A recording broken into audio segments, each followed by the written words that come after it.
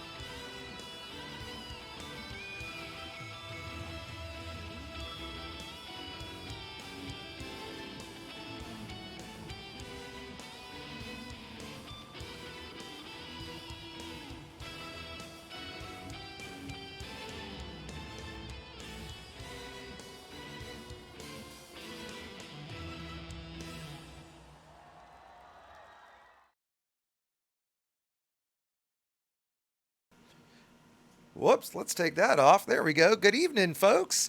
Welcome, everybody. As we get started here, I figured tonight, in honor of I don't know that I would call it a massive fail. I guess I would call it a massive fail. Frontier's live stream, I believe, yesterday. I decided to switch gears. I had a few requests to do deep core mining, laser mining rather, and thought that we instead would do some deep core mining since Frontier showed us how you don't do it. I thought instead we'd show you how the pros do it and actually maybe let folks learn something. So we don't have any special guests tonight, but let's check Discord mics and see if they're working okay. Guys, shout out, say hi to the folks. Yeah, and I'm going to turn you up, but you're a little quiet, Iron. Yeah, and Jeremy confirmed it was yesterday. Yeah, I so rarely go and watch it. I didn't actually watch it, but somebody mentioned that they gave a plug to EDTutorials, which was great, and so that was appreciated. So I went and looked and saw a couple of the comments that were. I remember one I saw that was, this was an hour-long stream, and there was 13 minutes of mining, and they didn't explain anything. So I thought, well, we'll do it the right way. So, in fact, Iron, if you happen to find it and can grab the or the deep core mining link on EDTutorials and can toss that in for folks, that would be great. But we're going to do a little bit of a comprehensive overview here. We'll talk about ships and outfitting real quick. We'll talk about finding a great place to go mining. We'll talk about the mechanics behind it, how to sell, and we might even have a few visitors toward the end that show us what actual PvP piracy is like by pirating me, hopefully, if we can find somebody that's up to do it. I pinged a couple buddies in code to see if they're around and up for grabbing me. I figured they probably are. And so, because for those for my regulars know, and those that don't know, PvP piracy is one of maybe my absolute all-time favorite gameplay. And for those that I've seen it, I enjoy role playing it. I generally use a Sidewinder or a Cobra. I pretty much only ask for 2 tons of cargo. If I'm a Sidewinder, I don't need to pick up the cargo because I don't really care. I'm just doing it for the role play, just to interact with somebody. I have no desire to wreck their game or take really any material money from them. Figure 2 tons is next to nothing. And so, yeah. So hopefully that happens at the end. And ENR, if I'm saying your name right, the Clipper looks pretty good, but I think my all-time favorite ship in the game is the Imperial Eagle. So, yeah, interesting question. Chat, why don't you guys shout out? Let me know, what is your, I rarely do this kind of stuff. What is your favorite or best looking ship? Not what you think is the favorite ship, but what do you think is the best looking ship? So, if you'd like to come join us in Discord and chat, you've got questions, that kind of stuff, you're always welcome. I know Iron was posted in. Thank you very much for the help tonight, Iron. Iron was posted in the URL for the Discord. That'll get posted in from time to time. Feel free to come join us. And in a minute, we're going to actually wing up and head out to do this. So if you'd like to follow us, we'll try to instance folks in and get everybody into the same instance. You can't really deep core mine because in a wing, because you can't share the asteroids like you can with laser mining. You can certainly go out together as a group and chit chat and things like that, but it's not profitable like it is with laser mining, where it actually can be much more profitable to go wing mining. That's what we were going to do. I've done that in the past. I've got a recent video that covers it, but given that Frontier stream was kind of so rough, I figured that we would do it the right way. And sure, Ryan, if you want to post, Ryan's asking me in Discord. By the way, if you want to get my attention in Discord chat, I'm watching the live streaming text channel. So feel free to have a look there. Ryan was asking, can he post the link for the live stream? Either way, if you want to post it in Discord or if you mean on the stream, go right ahead. So, Iron, if you see that link come through, by all means, go ahead and approve that from Ryan. Let's see some of the answers. Crate Mark II.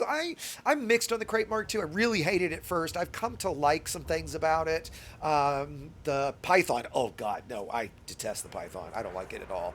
The cutter, yeah, the cutter's okay. The vet for large class, I'll definitely give you that. The Imperial Courier, that's certainly in my top 3. Let's see, it was Rap Fab that asked. Yeah, this is the midnight. I call them the Black Friday skins, right? So yeah, that's exactly what it is. It's really the only skin I own. Yeah, I think it is. I own the Black Friday or the whatever it's called, the midnight for everything. I think at this point. Wow, Jaffo, yeah, I'm just not a fan of the Python at all. I don't think it's ugly, but I definitely would not put it Maybe it's in the top half in my opinion. Um, but yeah, I definitely think the Phantom looks better from the rear end. I don't think the Phantom looks great from the front, but let's scroll around to its ass because man, it's got it in the tail. Does it? Okay. See, I put the Cutter's my least favorite of the Imperial ships. But man, the business end of the crate, you ask me, that's all business, and that looks fantastic. Probably making everybody dizzy with my terrible camera work. The FDL, Ballistic Pixels picks the FDL. Yeah, I'm not a big fan of the FDL. I don't think it's ugly, right? But yeah, definitely not a fan of that. No love for any of the Lakon ships. Come on, the Asp Explorer, right? I mean, that big fat fucker. I mean, that's, yeah. Actually, there's the next question. What's the ugliest ship in the game? And final quick question about mechanics here. Aposto, will you shout out real quick? Guys, let me know what the volume difference is like between myself and Discord. Aposto, say something real quick. Yeah, tell me which one of us is louder. Sometimes I know I'll see comments that Discord is a little too loud and I'm a little quiet. So if that's the case, let me know during the stream and I can adjust that volume. So, which medium ship would I say is the best for mining? Without question, for deep core mining, in my opinion, without question, the Crate Mark II. That's what we're in tonight. Yeah, Scout. Yeah, exactly. Other good ones. Let's see. The Python is arguably very good at it. You could maybe argue the Python's better in terms of I think you can get more cargo in it. You certainly can get more cargo from a just carrying, hauling perspective. I think the view in the Mark II is much better. I tend to I won't tonight because of the stream, but I always mine in VR, and the view from the cockpit of the crate is so much better than the Python. That's why I'm a bigger fan of the Mark II. But they're both very good. What other the Phantom? Okay. What else would you guys say? Oh, and okay, hold on. I have to change the subject briefly. I hope Willie's listening because I just got some great news. So Willie just mentioned that he just paid let me just say it this way. He just got or is working to get the the URL shortener for Coriolis back online. So I've gotten tons of comments. I posted an update about it. I'll post another update here after the stream that all of the links are broken in all of the videos, and it's because the URL shortener part of Coriolis has been offline. Willie just commented in Discord right now that he just got the server. I'm not going to say it's back online, but it's going to be online shortly. I'm actually hoping to work with you, Willie, to migrate the hosting of that over to our servers at EDTutorials. I'd love for you to be part of that anyway, Willie, since the whole idea behind EDTutorials is, community, bringing everybody together. And so I would love to eliminate.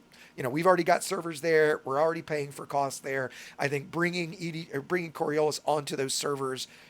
We'll talk through the technical challenges of that, but should be minor and be able to remove costs for you and add uptime for the community.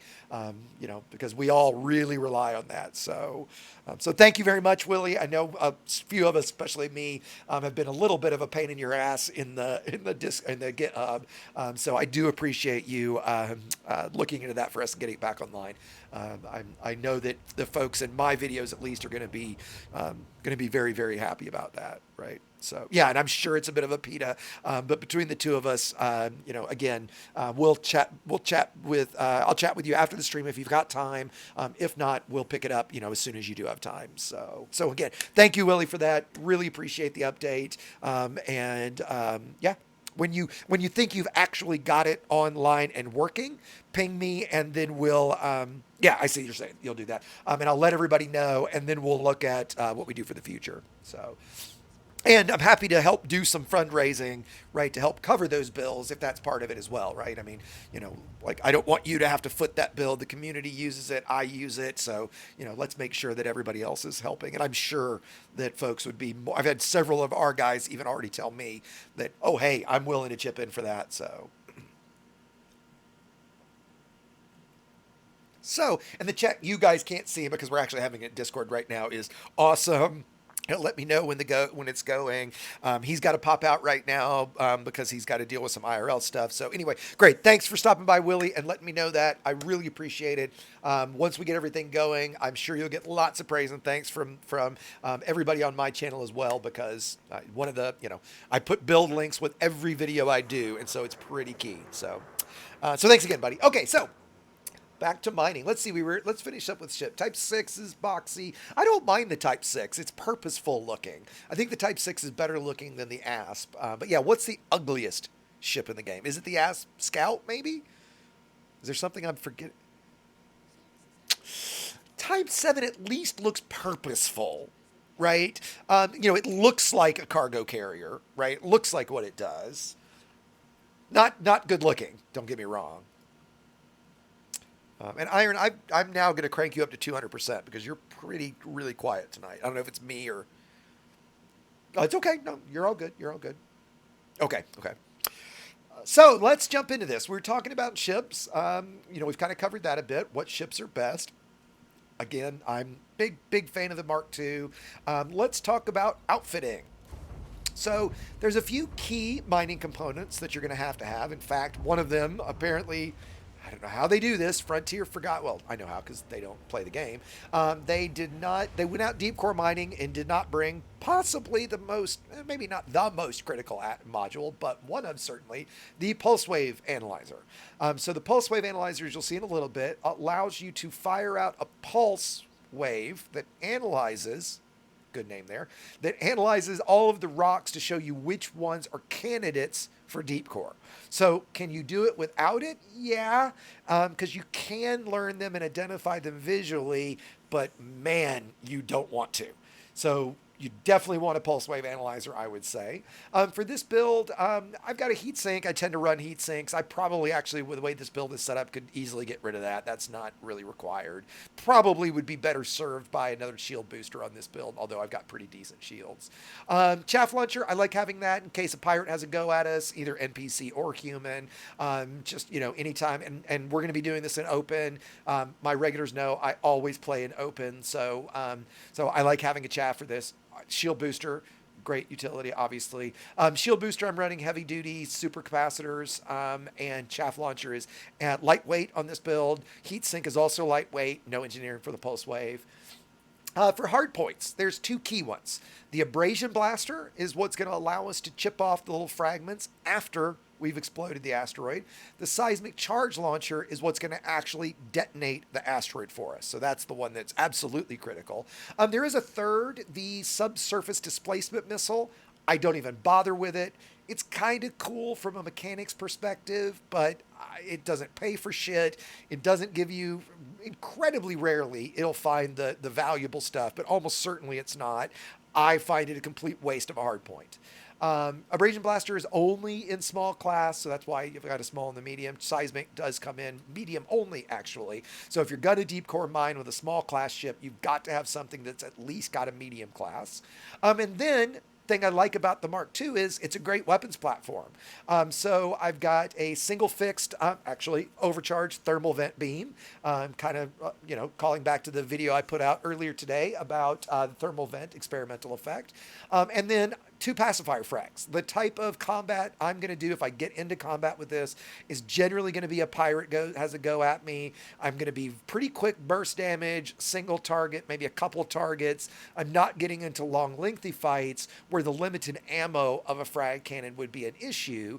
And here I'm running double shot screening shell, and you can see the DPS is 325, which is incredibly high. So with two of these things, to be able to put out 650 DPS is you're going to just slaughter anything very, very quickly. Ow, kitty.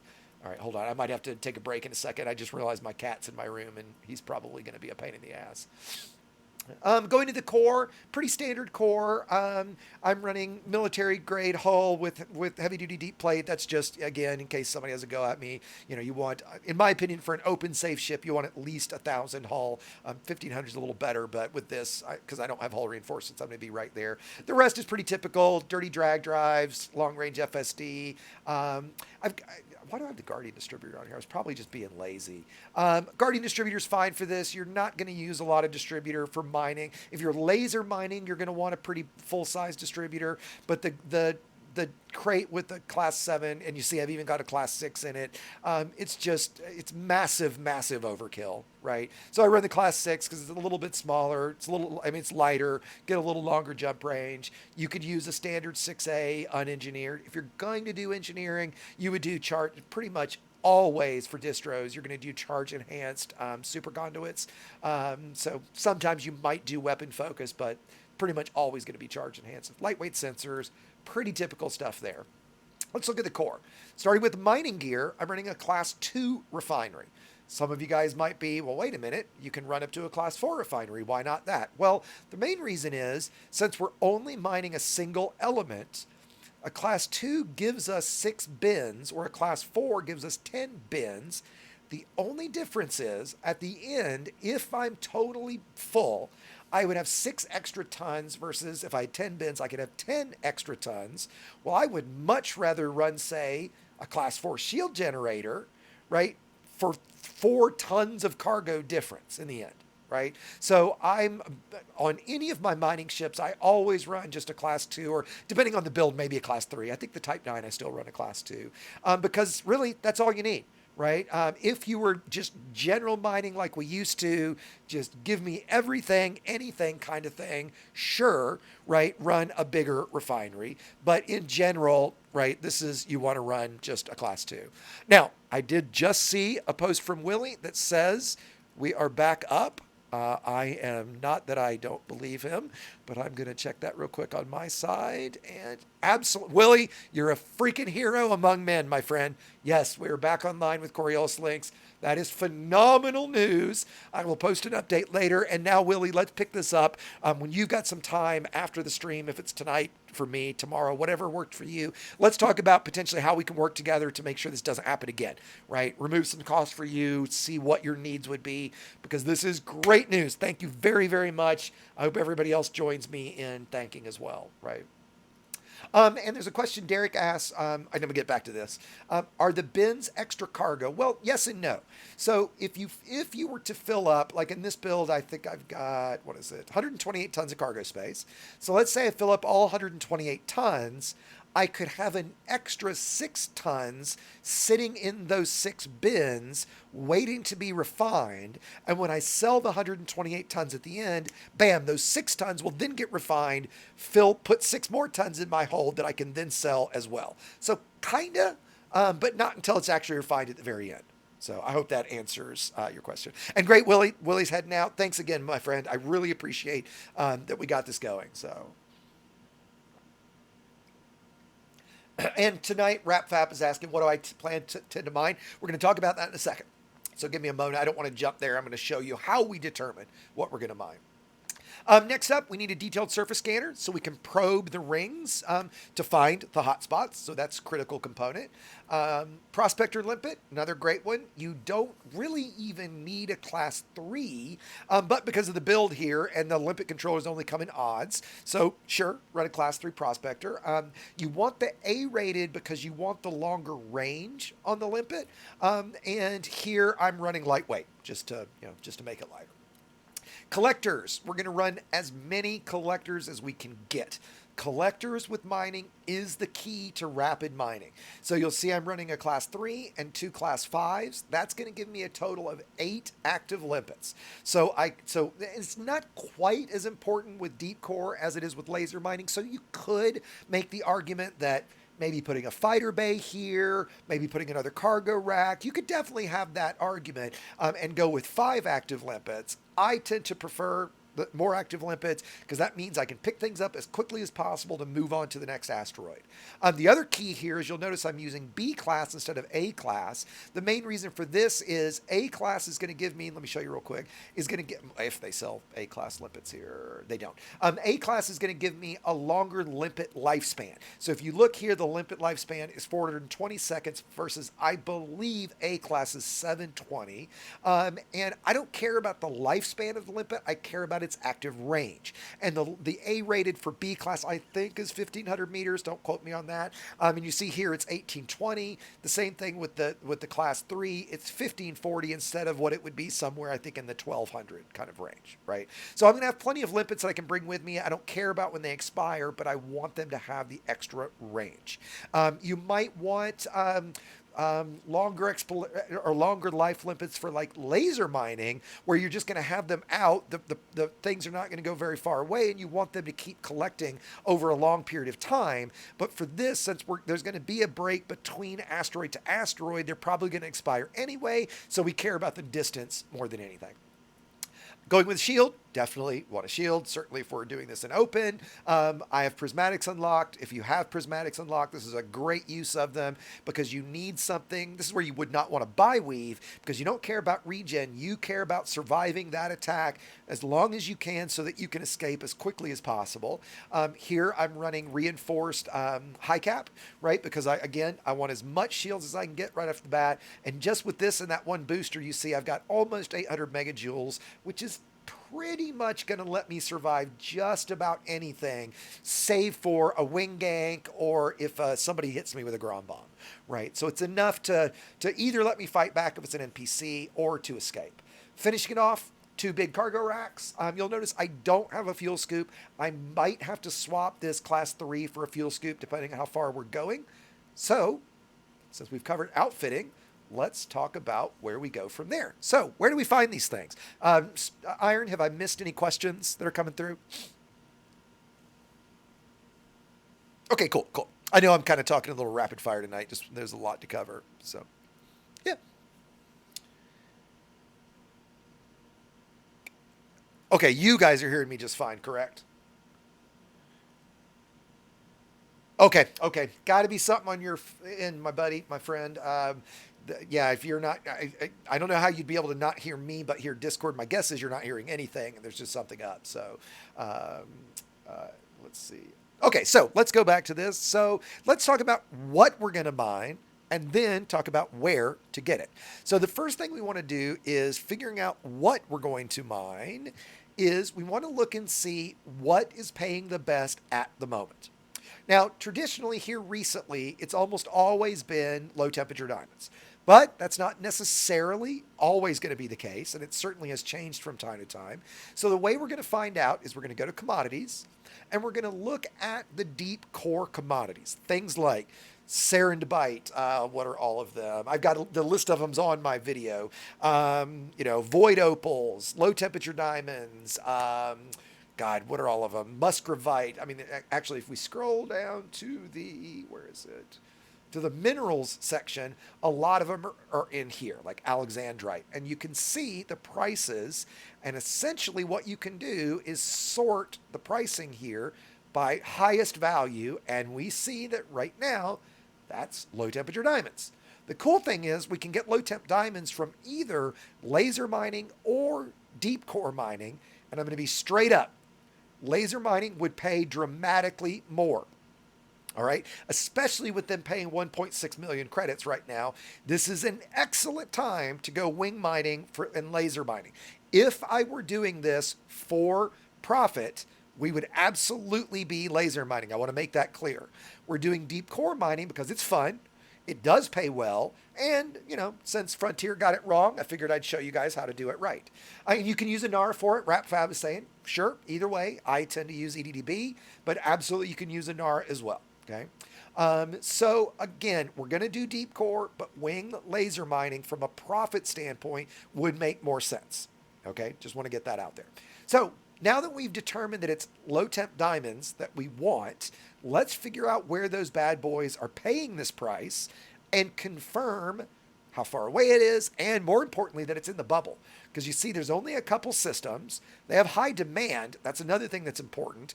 If these were very low demand, like this 620 station, we might not be able to get there in time to get these prices, but we probably will tonight. So let's take this system, hell, fittingly, and let's see how far away that bad boy is. And look at that. I can already tell it's very, very nearby. So that's where we're going to be selling. Now, we'll talk about that when we get there, but that's going to be a very dangerous system right now for that reason. The other system, let's check this other one. Aura, oh God, let me see if I can get this. Aura Shapucho? Aura Shapucho? Am I getting that right at all, guys? Let's see. Aura Shapucho. I think that's close enough. Or Spuko. There you go. There you go. That's better. And even that is very close by, right? So we could use either of the two. So that's great. Okay. Now that we know what we're going to mine, let's talk about where we're going to find it. The next tool that we would use is the miners tool. Let me post that. I'll post that into chat real quick for everybody. Mods. Miners tool. There we go. Let me put that on Twitch as well. Dokie. And so now we're going to go here, and you see it's got the main high value items here. We're going to look for low temperature diamonds. And what this is going to give us are the known overlapping hotspots. And what that means is, and you'll see in a minute, when we get there, there's literally going to be two hotspots that overlap each other, meaning the spawn rate of high value asteroids, in this case, ones that have low temp diamonds, is going to be dramatically higher. Okay. Now, low temp diamonds are unique in that there is one triple overlapping hotspot, and that is the hotspot at Boran. Somebody correct me if there's more than one, right? But I believe it's the only one that we know that's triple, right? So we're going to be mining a Boran. So let's check real quick. And you could, by the way, you'll see that there is a reference light here. So I could put my home system. We're in Squadron 11's home system of Gliese 9106. And we say low temp diamonds. And that is, where's Boran? Very close by, 54. Wow, is it that close? I didn't realize Boran was that close. Oh, great, right?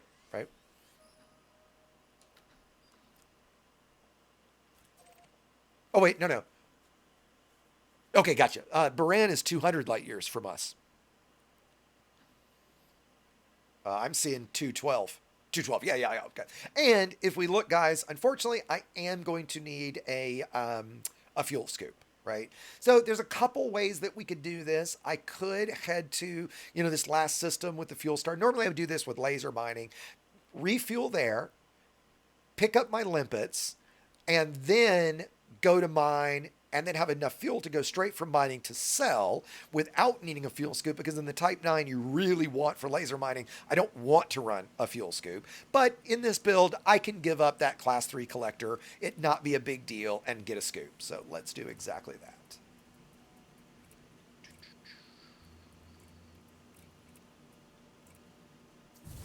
Alrighty. And let's see. Squadron 11 guys, who's going to join me? Aposto, are you in game yet?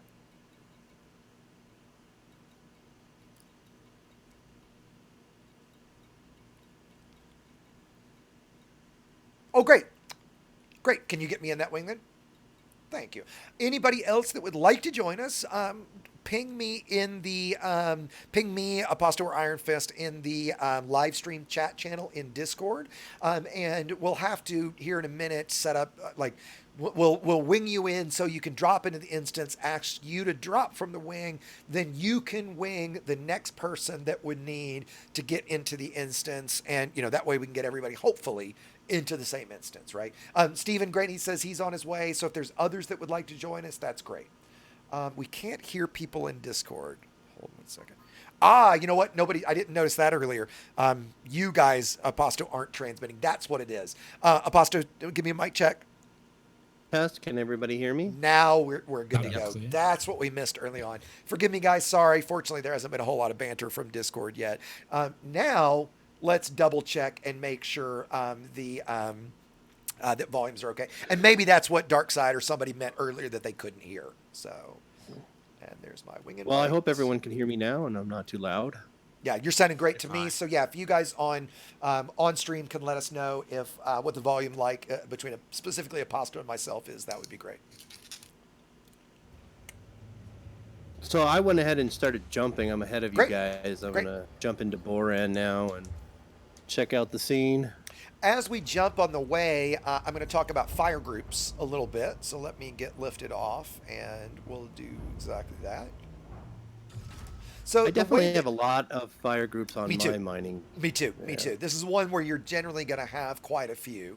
The way that I look at fire groups for this, I think I'm going to have 4. Yeah. So let me get lined up for the jump first. Whoops. And then I'll start talking through it. Okay. So we're going to have our first our first fire group is going to have the pulse wave scanner and the prospector, because you're going to be using those together. You're going to be pulsing for things, and then when you find a good candidate, you're going to be firing a prospector into it. So that's going to be my first fire group. My second fire group, and the way that I like to do this is I'm going to use the seismic charge launcher. I'm going to use that to lay all the charges. Once that's done, I'm going to use the abrasion blaster. So I split those apart into separate fire groups with the collector limpets with them, so that I can, if I'm firing the prospector or the seismic or the abrasion and I don't have all of my collectors out, I can just fire and get them all out easily enough. You could absolutely combine these. You could do it a different way. This is just the way that I tend to like it, right? And then finally, you're going to have, for me, a weapons fire group, right? So I'm going to have the beam laser and the 2 frag cannons I've brought with me. If you don't bring weapons and you're not doing a combat miner, perfectly fine. But if you are, and something like Crate Mark II is such a great platform for both, rather than run away from an attacker, just bring some weapons with you, right? I could also have gone a little differently if let's say that I had not put on the fuel scoop. I kept that class 3 collector. I could have used a class 3 and a class 5 collector and added, say, a fighter bay to that other class 5. The fact is, though, and first of all, NPC fighters are still broken. If you're in an instance in a wing with other commanders, don't use fighters, right? They are fucked up. And God damn it, guess what I forgot, guys? I knew I was going to do it. I specifically waited so that I could show doing it, and I fucking forgot it. We all know what I forgot, right? The limpets. Of course I Limpets. forgot limpets. I swear to God, limpets and wingman navlock. I will never, ever get that right. So we're going to have to stop and get limpets. I think Baran's got a station, doesn't it? Yeah, it has brothers in Yes, it place. does. Yeah, so we'll just stop and grab them there. I could synthesize. I think I'm full on materials. That's one reason I keep my iron and nickel at 100, at maxed out as I can, so that I can synthesize when I fucking forget. Yeah, and I should, actually, as a quick pro tip, there's an app called EDDI, Elite Dangerous Data Interface. It's great, kind of all-around utility. One of the things it does is a lot of voice input, or voice responses. So as you're jumping, it'll do things like, the upcoming system has this many stations and it's this power, and it's really cool from an immersion standpoint. One of the things it does is, if you lift off, you have a limpet controller on board, but you have no limpets in your cargo hold, it will tell you, hey, dumb fuck, you forgot your limpets. Of course, it's a little nicer than that, right? But I should actually reprogram mine so that's exactly what it says. Yeah, you can customize it to do whatever you want. Right. Very customizable.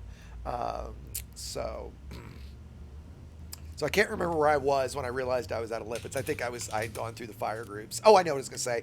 So we're talking about fighters. So if you bring a fighter, do not use a fighter with other humans in the instance. It will cause massive lag to them. And the fact is, a fighter's not going to be, like, if you're not going to bring weapons and you think, I'll just bring a fighter and he'll cover me, not enough, right? That fighter is not going to be strong enough unless you've got massively strong shields to be able to deal with attackers, even NPCs, in time for you to be able to survive that. So if you're gonna fight back, just bring weapons. Again, great thing about the Crate Mark II, it's such a versatile platform. Oh, look at that, we're jumping through NEX, the Sidewinder Slaughter channel. Speaking of, if you guys are around tomorrow, 3 o'clock Eastern, or actually I'm going to move it, 4 o'clock Eastern, 8 o'clock UTC is Sidewinder Slaughter. Cement, as always, thank you for pooping on me, my friend. For those that are on Twitch or in Discord, to be clear, he did a little poop emoji when he donated, so I'm not actually into the whole, get pooped on thing. Not judging. If that's your thing, hey, Well, you suck. You don't choose what you're into, right? You're born that way. I So, thought there was laws against that in most countries. if it's legal in your country and you're a consenting adult, knock yourself out. Actually, this is random on that topic, but I don't know if you guys saw that Pornhub is free. The premium version is free in countries that have gone to lockdown. So far, France and Italy. I think that's fucking great. That's amazing. Isn't it? Figure, hey, everybody's stuck at home. Let's give them free Pornhub for a while and get them hooked. And right, probably a great way to get subscribers. Mags, what's going on, buddy? Mags is on chat.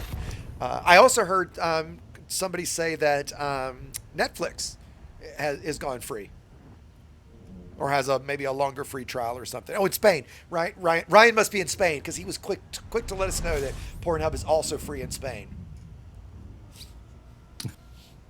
Yeah, Max said that must be why people are panicked buying toilet paper right now. That would explain the lack of paper products. That's great, Mags. Mags always brings the humor for us. Raven Rose said when Toronto got snowed in, too. he said when Toronto got snowed in really bad one year, Newfoundland sent them condoms. Now, is that because they wanted you to have sex, but they wanted to make sure you didn't reproduce, right? So is there a little shade with that? Like, here, you guys can have sex, but please don't make more of you. Oh, God. Mag said hand sanitizer is good lube, too. I do not think that's accurate. I certainly do not want to be putting hand sanitizer on anything where lube is going to go. Oh, God. All right, this stream has gone. We have gone totally off the rails at this point. Yeah. Oh. Hey, evening, Tony. What's going on, buddy? I haven't seen you around in a while. Tony's on watching us on Twitch. On Twitch, Yeah, have you been buddy. playing much, Tony? I don't think I've seen you in game in the longest time. Oh, he's been around. Ask Iron. Oh, he just posted a clip for something. Iron, will you make sure that, given that it's Tony, will you make sure that clip's appropriate? You never know with Tony. Yeah, copy that. Check it out. Thank you, sir. I am too. Cement, yeah, you can get a wing invite. Hold on, buddy. We'll get you in. Thanks again, Cement, for all the and everybody that helped with the beam laser testing the other night, but specifically to Cement for letting me shoot at him for a while and being such a good sport. Of course, I did show you kill me in the video at least.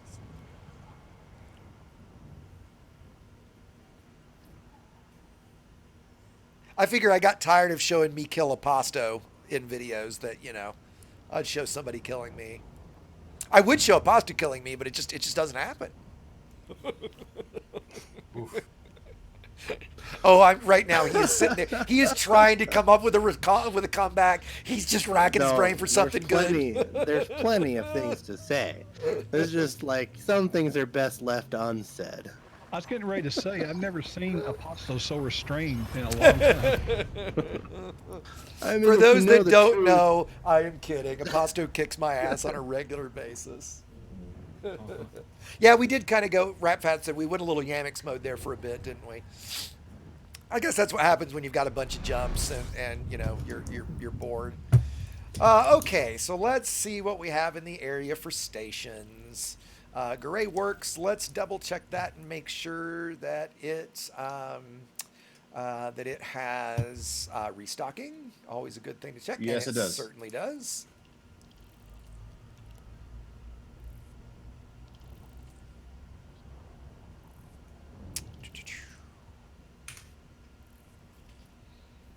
Let me get my beacon on. Again, if there's anybody in Discord that is going to join us or on stream, whatever, and you would like to get into the instance, maybe at me, Cement, I just saw your ad and we got you in. At me in the Discord, at me in chat, and let me know, and we'll get you in. I'm at the low temperature triple hotspot. Okay, perfect. I'm going to show scanning it and all that kind of stuff anyway, but I've got to grab limpets first, so. Oh, that's great. Luck and Fuck says to clarify, he does customer service for a porn company. Now, what the funny thing is, he said, dude, I work for a porn company and getting inundated by requests from Italy and France. And then he says, to clarify, I do customer service. Right. He does customer service. I wonder what kind of customers and how he's servicing them. But Yeah, we have been a little G-rated compared to Yamix, haven't we? Oh, Daryl, that's why I'm headed to the station, because I already forgot limpets. You know, at least on these streams, you're gonna get good, terrible banter and learn how to play the game, as opposed to Frontier streams where you get neither. I don't know. You guys tell me. Do you like their streams? I don't watch their streams. Yeah. What's I watch their streams. I don't think they're as bad as you make them out. Scale of 1 to 10. For information, 0. But right. for like entertainment, like they're a good 6 or 7. Okay. All right. Fair For enough. being nice guys and trying to, do I give them a 10. Ooh. I like the new guy named Bruce seems to be like really nervous and scared. Oh, interesting. Okay. Does he seem to know the game at all, or is he brand new? I don't think so. He talked about his background, but I think he's brand new to Elite Dangerous. Okay. Yeah, I did email him today to Jaffo's point we're talking about earlier about maybe trying to get one of them to join me. I should maybe ping Bruce and see if he would be up for doing a stream with me where I would teach him something. Yeah, that'd fun. be cool. Yeah. And who was it? Ace of Scotland threw some pretty good shade at me. He said, what did he say? Did Frontier remember limpets? I'm guessing they did. Nice shade there, because I didn't.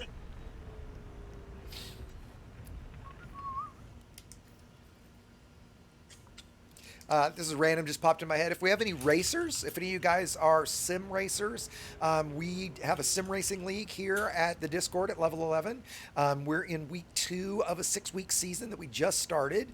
And I'm rather excited. I just bought myself a rather nice new toy. Tomorrow will be here, my new Fanatic, rather high-end wheel hub and a couple really, really nice wheels. So I'm going to be racing at the end of the week. Actually, that's another random question. Would you guys be interested at all in a random racing stream? Like Saturday mornings, we do, Saturday at 11 a.m. Eastern, we do racing practice. Would you guys be interested in seeing something like that? Or would you feel like that's cluttering the channel, with something that doesn't make sense? I guess Yamix is streaming Doom right now, so. Yeah, I don't see a problem with it. I think it'd be a cool idea, actually. It'd be kind of fun to see. Show off the new game. Yeah, let me know what the rest of you guys in chat think. If you think that's something you'd be interested in seeing. Yeah, Priz, you've got a wheel, don't you? No, I don't have a wheel, but, I'll still play anyway. I hold my own. Yeah. Come join us. So about limpets, guys, I usually buy pretty close to, actually, I'm going to go ahead and buy all of them. If not, max out my limpets. You could certainly argue that you're never going to need this many. The way I look at it is I can always abandon limpets. I mean, I can synthesize more, but it's much harder to get more limpets when you're out there. So I always like bringing extra. That way, if some dumb fuck like me forgets limpets, you can drop them for them as well and let them pick them up that way too, right? So I pretty much always go with full limpets. I'm going to refuel here as well so that we can go straight from here to the selling system without stopping. That's another reason I do like stopping at a station. I guess I do have a fuel scoop, so that's not as big a deal. Ballistics asking what racing game. Our league is in Project Cars 2, but we also have a dedicated server set up in Assetto Corsa, and several of us, the original Assetto Corsa, several of us also have Competizione, the new Assetto game. Now, back to this. One of the things that we didn't look at, that I forgot, is looking at Miner's Tool, is what body we're going to be at. So we're at the A2 ring at Planet... That's screwed up. I can't read it. Or an A2, sir. Yeah, but the... Oh, wow. It's weird the way it was. So it's A2. B. Sorry, I read that wrong. A2B ring. So that's where we're headed. So let's bring up the old system map. And A2 right there. And let's get underway. So yeah, if you guys are interested in joining us for some racing sometime, please stop by. We race together on Saturdays, but the way that we do the series is it's your best time for... Hold on. Okay, that was weird. The charging icon was not centered. Like it was up top left all of a sudden for some reason. That was weird. But anyway, it's best time for 10 laps. So, you can run your laps whenever you have time and then you submit your time each week since it's so hard to schedule everybody together. The cars do come with bumpers, sure, and we don't run. We generally run with damage off, so that if we hit each other, and we try very hard not to make contact. But what's the saying? Rubbin's racing.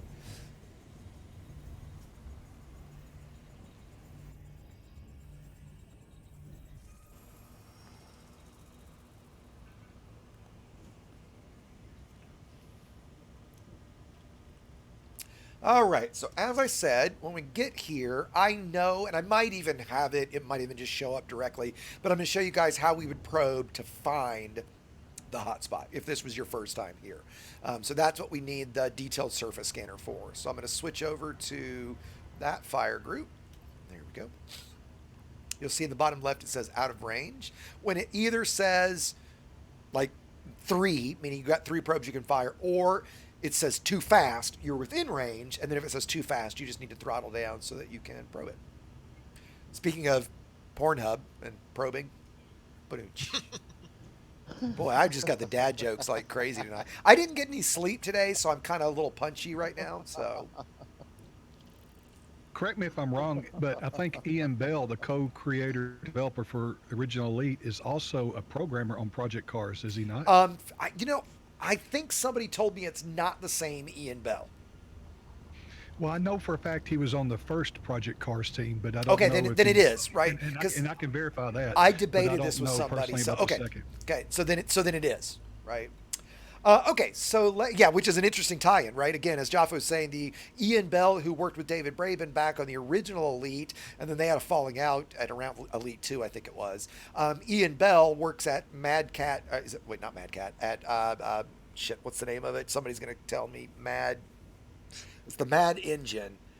Shit, I can't remember the name of the company now. It just escaped me. But the company that makes Project Cars, he is there now, right? So interesting connection. So if we look at our navigation filters, we're going to turn on points of interest so that we can see all the different resource extraction sites. And you'll notice there are no hotspots yet.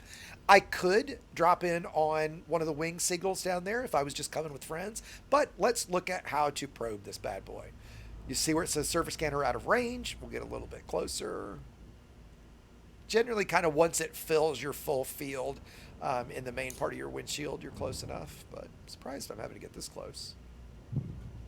Let's retarget. Maybe something's wrong here. Oh, that's what it was. Did you mean Slightly Mad Studios? Thank you. That's exactly what I meant. Slightly Mad Studios. Thank you very much. That's 100% who I meant. Okay, so we'll jump into the surface scanner. We're going to aim. You see where it says ring. That's what we want to probe. We fire it. We can close out of that. Just flying a little to the side so you can see the probe. I think the probes are really damn cool, actually. You see the effect scanning it, and shabanga. Oh, why didn't they show up? It didn't show. It's not showing all the glow. Interesting. Imagine I that. have it mapped out A already. bug Stuff, in so- Elite Dangerous. So Be right you there. can look on your left panel and see these 3 are probably almost certainly it. If I target them, actually that's not them. You can see where the guys are right now. So there's one, there's the second, and that's probably the third. Yep. And so you can tell that those 3 are overlapping each other. So you would drop in, let's see if it lights up as we get closer. Because usually that's very helpful. You want to be right in the brightest spot. Yep. Great. Another bug in Elite. Imagine that. What's the name of the system you're in? Boran. Borann. Okay, never mind. Okay, so I know Nathaniel, there was once a- we I know drop there was in, Nathaniel, we'll get you into. Actually, who's at the site right now? Actually dropped Copy in. that at the site. Yeah. I'm at Iron, the you are? site. I think Yeah, we're all at we'll the be- site, but we're not together. Did you guys drop on me or? I was You're gonna- dropping on your Pasto. Okay, so I'm going to drop on you as well, Pasto. Nathaniel, once we get dropped in, we'll get somebody like Cement. Yeah, Cement, once you drop in, if you don't mind, head out of the wing and let wing up with Nathaniel, if you don't mind, to get him into the instance. Okay. And Can I there get we an go. invite as well? Who is that? Steven? Yeah, so if you can hook up with Cement and Nathaniel to friend up and wing up with them, that'd be great. And here we are. There's Aposto. Bringing the Anaconda, all right. Bringing the big boy. Yeah. And I can do all the mining. So laser mining, abrasion, Okay. the seismic. I've brought everything that you can do. Not a bad idea. Bring a one size. How much cargo space do you have? 64 tons, because I don't want to spend any more time. That's than all that. okay. Generally, that's not what you would do, folks. No, but for me, I'm not going to ever spend that much time Sure, mining. sure. Although, if I was just trying to grind for money, I don't know. I still have to break it up. Like, I just can't do that I'm with one you. activity. That's why, for that long. yeah, I've got 128 tons, and that's going to take about an hour, and I find that to be a pretty good stopping point for me as well, right? And so, if you're laser mining, you're really going to care about cargo space because you're going to just be constantly filling it up. With this, there's going to be so much time in between each rock that I think having 128 tons is more than enough, right? So, a few tips here. I think it's best to search for asteroids toward the planet, right? So you'll see Yes. now I'm looking at the planet. So as we search, we're going to be searching in this direction so that we don't double go double back over our tracks where we've been before, right? Exactly. So staying in that same direction. Who's firing at what? We have an NPC attacking. Somebody is, yeah. I see Oh, that. look at that. Yep, I can take him out for us if we want. Oh, I've got combat. I'm going to do it. Where is he? Oh, okay. Oh, it's this little courier. Yeah, it's So garbage. this is why.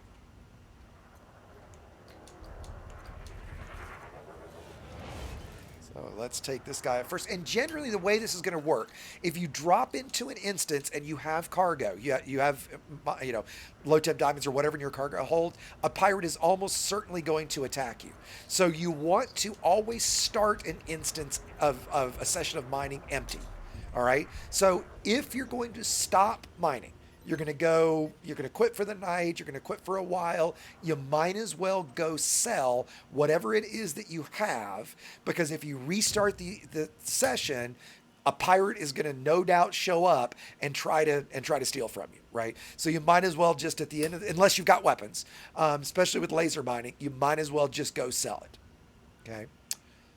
Or as soon as you spawn in, literally just start boosting in a straight line. Just boost, and just run away. And sometimes you can get out of sensor rate, even in something big like a Type 9, right? So,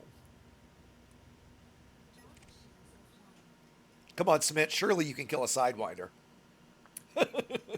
I think I just saw the satisfying explosion, didn't I? Okay, so let's switch over to our Prospector and our Pulse Wave.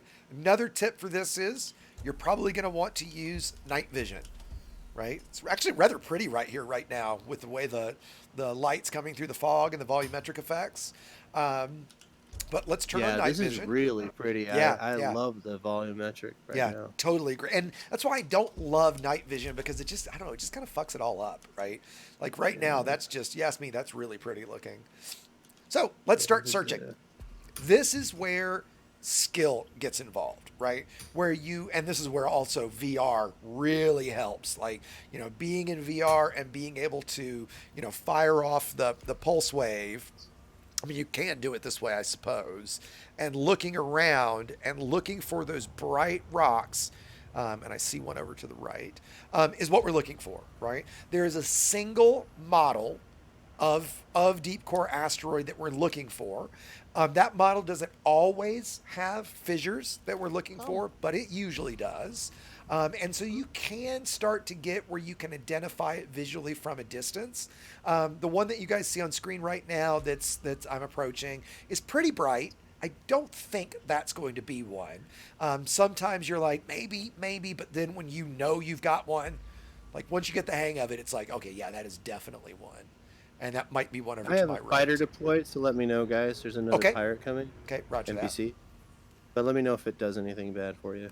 That's a pretty good candidate. So you guys can see on screen how big and bright this is. By the way, this is also why I think you want something more maneuverable like the Crate Mark II for this kind of mining, because you're going to be moving around so much. You're going to be precision flying around to lay the charges, and you're going to be moving between the rocks to try to find them. So something big and slow, like in my opinion, the Anaconda is not so great. I don't Well, play I with- just took out that Yeah. target and No. I was going to say stayed there's all there's day and- yeah, there's definitely benefits for it, but that's why I don't like it, right? Sure, And sure. my regulars know my hatred for the Anaconda anyway. Okay, so I don't think this is the right model. Watch me be wrong. It didn't actually be it. So let's fire a prospector into it. Let's target that prospector, and we're looking for, in the bottom left, we're looking for deep or core. And there you go. I found one right away. That's pretty good luck. Core detected. All right, so now that we see core detected, we're going to switch to the seismic charge launcher. We can go ahead and start getting my limpets out, right? So I'm just going to start firing those. If you fire limpets with something targeted, it's going to go pick up that one thing, and then the limpet is going to die. So if you fire the limpets off with nothing targeted, they do this and just hang out right below your ship like this, waiting for something to go pick up. Okay? So now that we've got that, let's look at our contacts, and we see all these fissures. All right.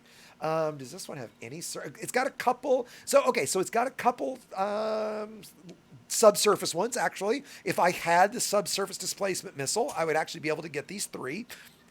In my opinion, that's pretty surprising. I rarely see that, but maybe things have changed since the last time I did this. So if I'd have brought a subsurface displacement, I probably should have, just to show you guys. You could use it on these. Like I said, I don't find it profitable. So if we target the fissures, you'll notice, oh great, and that's not working either. In the right panel, when I target it, the like information panel is not showing the fissure strength. It's showing it in my ship's bottom left panel. But do you see what I'm saying, Aposto? Is that working properly for you?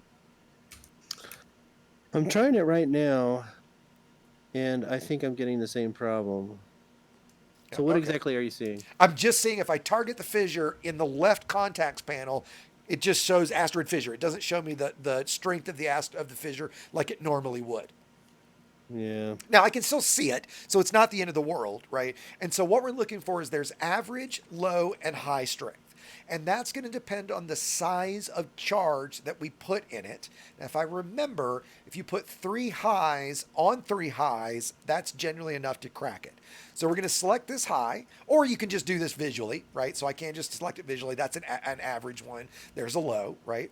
When I pull and fire the trigger, and I'm just going to do this blind so you can see, you'll see these 3 little marks around the edges of my reticle. Those are going to increase the longer I hold the trigger, and when I release, it's going to set the strength of that charge. So for example, press and hold, it's growing, release, and that would have been a very strong charge. Okay, so let's target one. You do need to be at a 90-degree angle, roughly, to the fissure point. So I am pretty much here. So since this is an average one, just for shits and giggles, I'm going to put a medium class, and there we go. And now the mini game is not going to pop up. Great. Well, let me see if the next one's going to work. Because in the top right, there should be a little mini game right now that shows me the strength. So it looks like wing mining. There it goes. for Okay, for core whatever still. reason, that one didn't work, but this one is. So we see the detonation yield up there. For my color set, I want to be right there in that red in the middle. So we'll just continue to go around. This is a low strength. So if I put like, for example, watch, I'm going to put a very weak one on this one, and you'll see that yield is going to barely increase. Barely went up. Now if I find, let's see if I can find another low. It's that one high. That's an average. That's an average. That's a low. Now this time I'm going to put a very strong one on this low. And you'll see it jump up dramatically. Now we need to put, this is an average, just kind of a little bit. Okay, I need a little bit more. So you can just kind of, and you could put them all on one side. It doesn't really matter. It's not like you have to go all the way around the thing. Now, I overdid it. So I need to take one of these and disarm them so that I don't overblow it, right? Unlike Pornhub, you don't want to blow it too hard. Also, if you Sorry. blow it, wouldn't you lose the fissure? So you have to actually go to another fissure at this point. Correct. Like if I overdid it, right, I would get a non-optimal yield from it. So I'm still a little over. I'm running out of time here. Let's disarm that one. That's what I get for talking too much. Let's try this one. This is a low. Oh, I'm pretty close. All right, look, I'm perfect, right? So now I'm just going to, in this case, because I took a while, waiting for the time, so you see the time going. I'm going to back away, go full pips to systems, because this is a pretty damn strong explosion.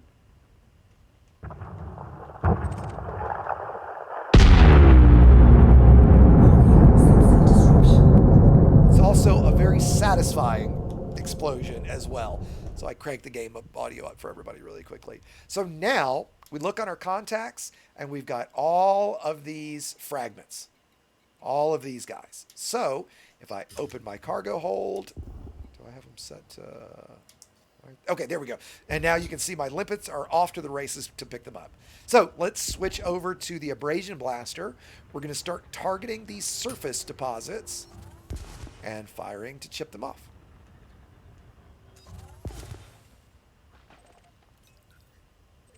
And we just target them one after another. If they're gray, like for example, that one I'm targeting right now is gray, that means it's on the, there's something blocking it. So I need to get around so that I can see it. Oops. So we just go through and chip all these little bad boys free. And this is where I wish there was a fighter that had the abrasion blaster and you could wing mine and have a buddy do this for you. That'd be cool. Wouldn't it? Yeah. Having the fighters. Oh, Aposto, apparently you have a bounty, just so you know. Yeah, I do have a bounty. By the way, just a quick on that, not a smart thing to come to a mining like this with a bounty. You would want to clear that in interstellar factor first because you're potentially going to get attacked. Now, knowing Aposto, he actually wants to get attacked so he can do some combat. But normally, if you don't have a combat miner, you would not want to do that.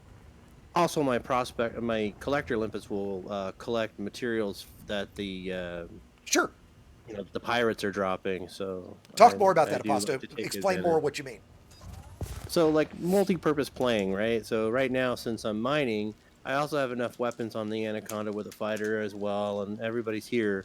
My collector limpets, whenever an NPC blows up that's trying to pirate me, I'm pirating the pirate now at this point. I'll blow you up and collect your materials, and this is great for engineering because they'll drop things that are useful. But yeah, to also be clear, it's just kind of maximizing. It's not going to drop unless like a big Anaconda comes or something that might drop some grade 5 here and there, grade 4 maybe. For the most part, it's just maximizing my time, multi-purpose, Yep. And to be clear, when he says drop materials, he specifically means engineering and synthesis materials, not cargo. Right. So yeah. So it's, and he's totally right. Like if you're new to this, you haven't done, you need just a few materials. You're going to do some basic engineering, right? You're not going to go do the crazy farming like in a couple of my videos where you're going to be like dedicating time to grinding out farming. It's a great way to gather materials. Right. One other quick thing to point out, since we're in an ice ring, notice right here, since I'm kind of in the middle of this fragment field, notice my heat is at literally 0% and my windshield has iced over. So just kind of a neat effect.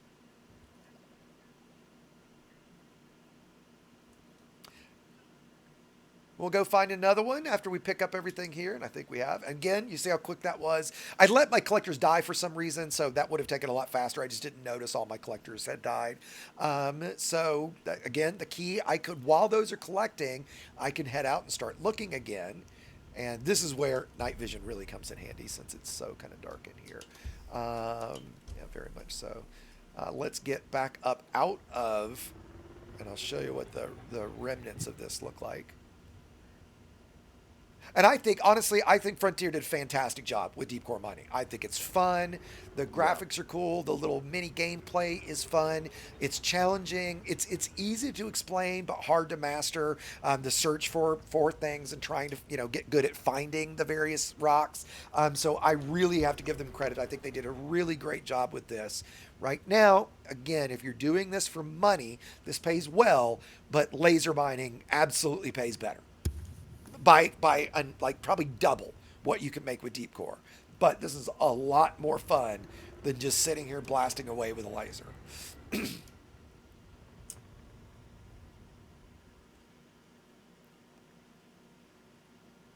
Okay, so now let's find the planet again.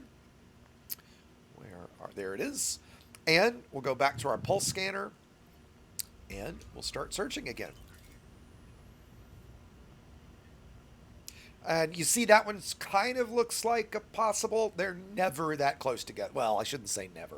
They're almost never that close together. So if I see one that looks that close to what I just did, it's probably, actually I'll show you. It's probably going to be, watch it be a good one. It's probably going to fake you out, and that happens quite a bit. You'll get better at knowing for damn sure when you see one if it is. And I got to admit, that one's pretty damn bright. So I could, okay, now it's starting to dim. So I'll go ahead and fire a prospector at it.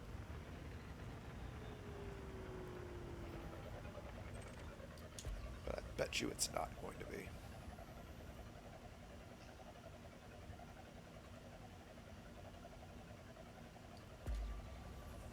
This is one place, by the way, that the app I did a kind of little review of a while back, Game Glass.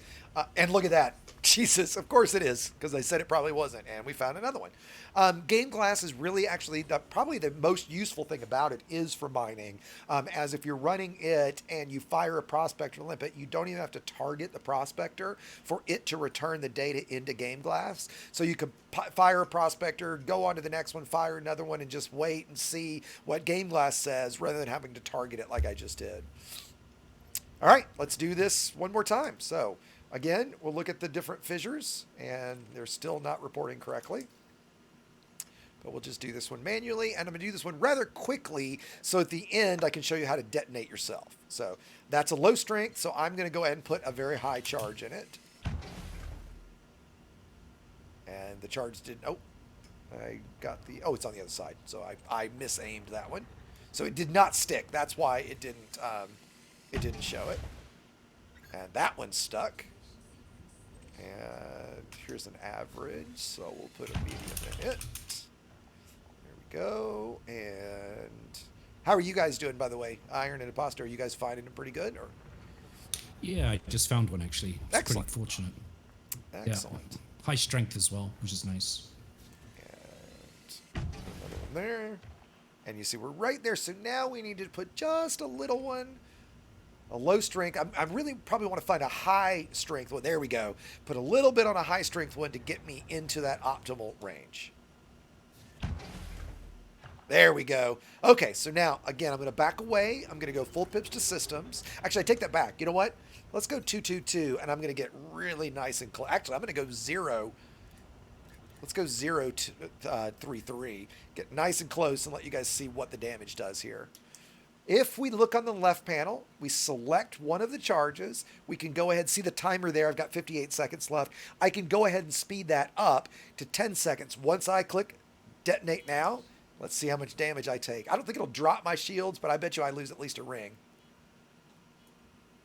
Hey, Vito CWB. And yep, lost a full ring. And so if I had a fighter here, absolutely it will nuke a fighter. So again, we switch to the abrasion blaster. Don't have any I can hit just yet.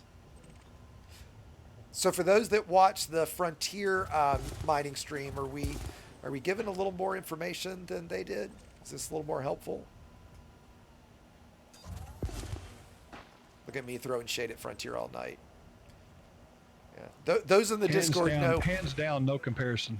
Those in the Discord know why, and everybody's going to know here in a day or so to tease a little bit. By the way, you noticed I just got a message that cargo bay full. So if we look at that, it's because I have so many limpets. Well, if I also, we talked about the refinery, you see that the refinery is still picking stuff up. In fact, I didn't realize that I had bromolite. I must have mined bromolite for something here recently. Normally, I would have bromolite set to exclude. And so you can exclude things by adding that to the ignore list. That's pretty critical.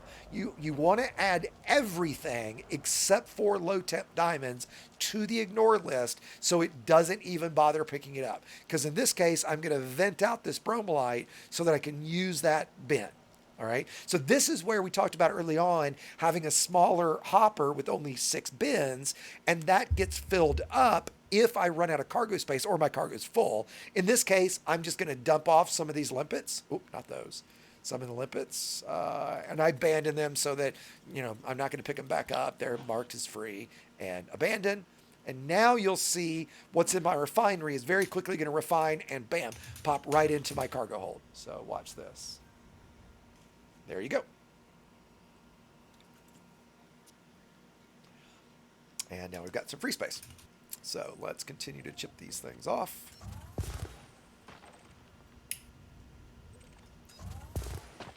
Oh, hello, cargo combat ship.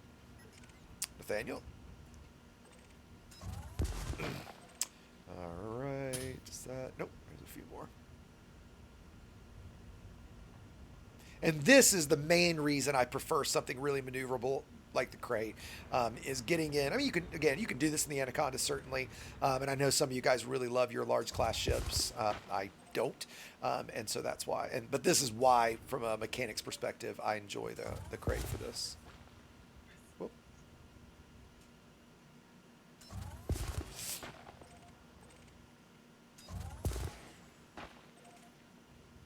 What do we think the worst ship for this would be? Type 9? Type 7? Type 9.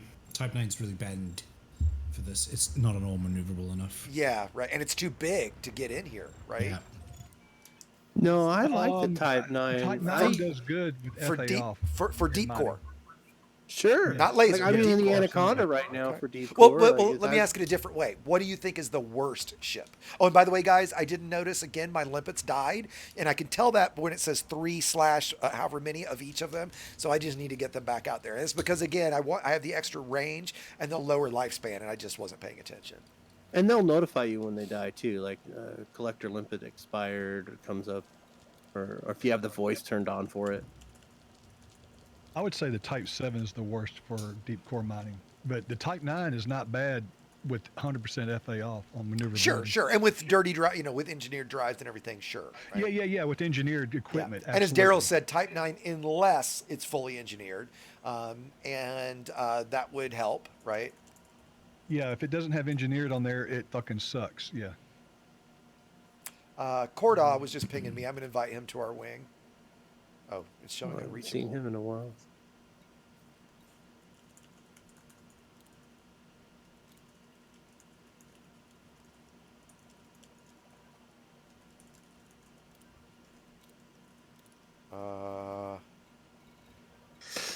See, there another it is, thing there it about is. deep core that I like having the option to mine with mining lasers and abrasions and subsurface, because I can still collect things and do something while I'm searching for that popcorn, deep core to blow up. And then you get a fun explosion. And Sure.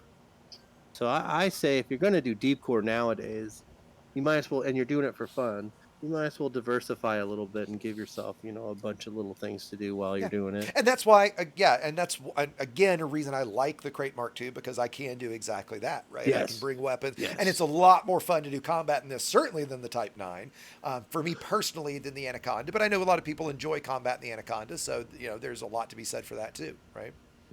The Anaconda is a Chevy Ford type deal, like I said before. In Discord, it's however you like it. Okie doke. So let's do one more, and then we'll head on to sell. Since we're just demoing this and not really doing this for. I've got a question for you. Yeah. What you got? So how do you get your maximum yield, and what is that maximum yield?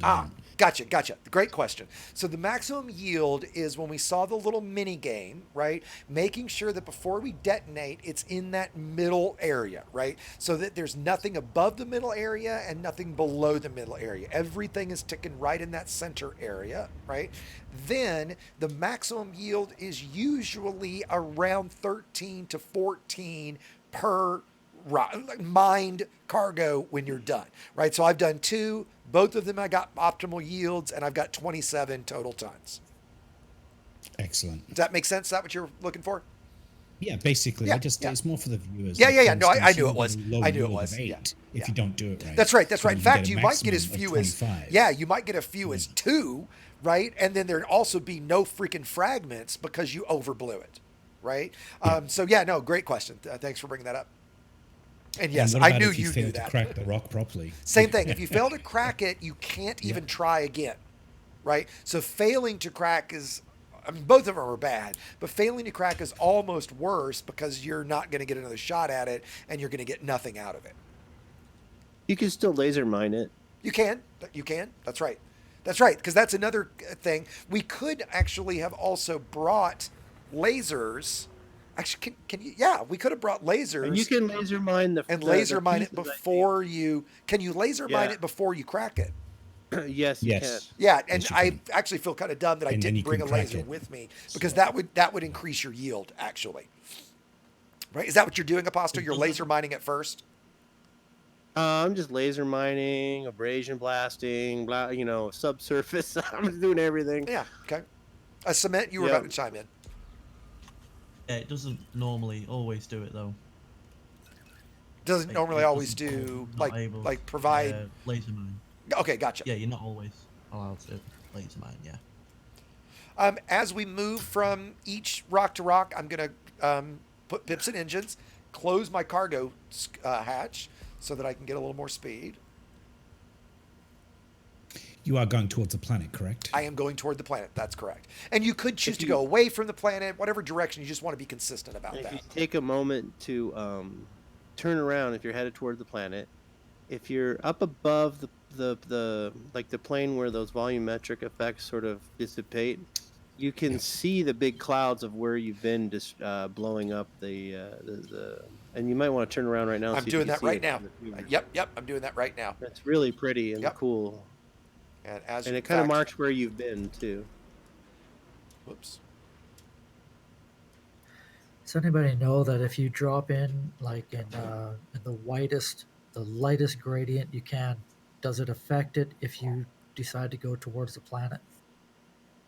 I'm not understanding the question. Ask that again. Actually, I do understand Okay, that question. It's about ring density you're talking about, yeah? Yes, exactly. So you want to pick the most dense colored when you see the hot spots from surface space, when you you're mean. diving in. Yes, exactly. You want it to the point where Avoid those gaps. Yes, that's right. The point where in this case the triple overlap, where the color is the brightest, the strongest, or if it's a double, the same thing, where you can tell that it's overlapping the most. That's where you want to drop in, right?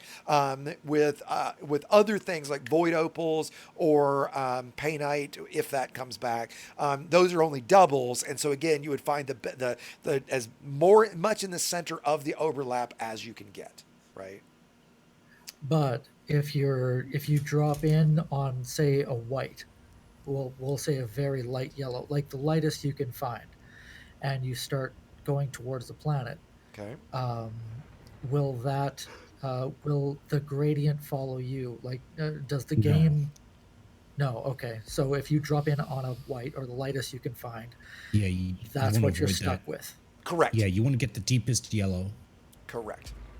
If you go for the white, it means you're on the edge and you're not hitting the triple. You're probably just getting a single at that point. Right. And it kind of kicks you in the teeth, right? I thought you were supposed to go for the lightest. No. Well, And now let's clarify. Strategy, you could use that strategy if you think there's a bunch of other commanders in that area mining the same system, and you think that their other ones are like going after the real bright yellow. So as a alternate strategy, you could go to the outside and work your way in, perhaps. But let me clarify. I'm understanding when you're talking about. We're talking about when you're in Super Cruise. You've probed the ring. You see the hot spots. That's what we're talking about right now. Correct? That's what I was Yeah, asking. yeah. No, you definitely want the brightest color where they overlap the most because that's going to make that color. Like, in other words, if you take two light yellows and overlap them, the spot where they overlap is going to be a much darker yellow. So the darker the color, the better the spot. Is that answer? Does that make sense? That is correct. I do want to make sure I'm understanding the question right and answering what he's asking. I was just about the drop in. Yeah. Just the initial drop in. Yep. Because our let's just say our Danish friend said to drop in, and this is a video that from obviously another channel and another dude, but he liked to go for the hottest or the whitest spots when dropping in. That makes absolutely zero sense to me. Right, Yeah. because you want Same where here, the actually. most Okay. overlap is, right? Because that's where the highest. Like, if you think about it, where, like, the different colors are going to be how much yield is there, right? And so the whole point is to find two overlapping, so it doubles or triples the amount of yield in that area, right? If you were to go to the edges like that, you're now back to just dropping into a standard. You know what that hot might spot. be talking about? Okay, wait. So actually, I'm sorry. just- I didn't mean to. I wasn't talking about the overlap, but Okay. when you can actually see the rings when you're right about to drop in, and you're past the overlap. You know where you're in the overall the best overlap. Okay. But when you're dropping into the actual rings, when you're just seconds away from dropping in. And you Okay, see hold the on. gradient. You're talking about the density of the ring, not the brightness of the hot spot. Then. Yeah, sorry. I guess maybe I Okay, wasn't, no. Okay, so that if you're I just- asking I then, okay, now I get what you're saying. That you could maybe argue that if you're dropping into the area where it's less dense, and I don't know the answer to this. I know there was a bug a long time ago that another YouTuber made a video of that I think he took down. That there was a bug where if you dropped in at the very, very edge of a hot spot, like right at the edge of the ring, like, where it's almost where the ring edges up to space, there was a bug where the only rocks that would appear would be deep core. So you drop it, you'd see next to nothing. You'd see one rock way off in the distance, and that's a deep core one. I think that's actually been fixed anyway, right? Yes, it has been fixed. Yeah, so it might be that if I don't know if you drop it at the edge like that. I would assume that the amount of rocks, there's going to be less rocks. Period. I would think fewer that would chances of- translate. right. I would think that would translate to less deep cores as well, but I don't know the exact answer to that, right? The fact though is I remember a video where they were talking about where to drop in because of people's like population density. So you're more likely to find stuff that hasn't been mined yet based on if the instance has a certain amount of right. But there we're rock. talking. So Well, Well, hold that's on. the strategy. Well, though. what we're talking about, there's a difference there. If we're talking about in terms of hello, big Corvette, if we're talking about the difference in doing just a random hotspot versus specifically these overlapping hotspots, right? So with a random hotspot, there might be some truth to that, but with the overlapping hotspots, which I don't know why you would go for money, I don't know why you would go anywhere but an overlapping hotspot, right? So for the overlapping ones, you're always going to go for the darkest area of the overlap to get the highest spawn rate, right? Does that make sense? I think we're saying this right now. Once you join me on my 6, I've got a low temp here for you. Well, hold just on. to I kind wanted of to fuck show. around with. I just wanted to show this one because this is the right model.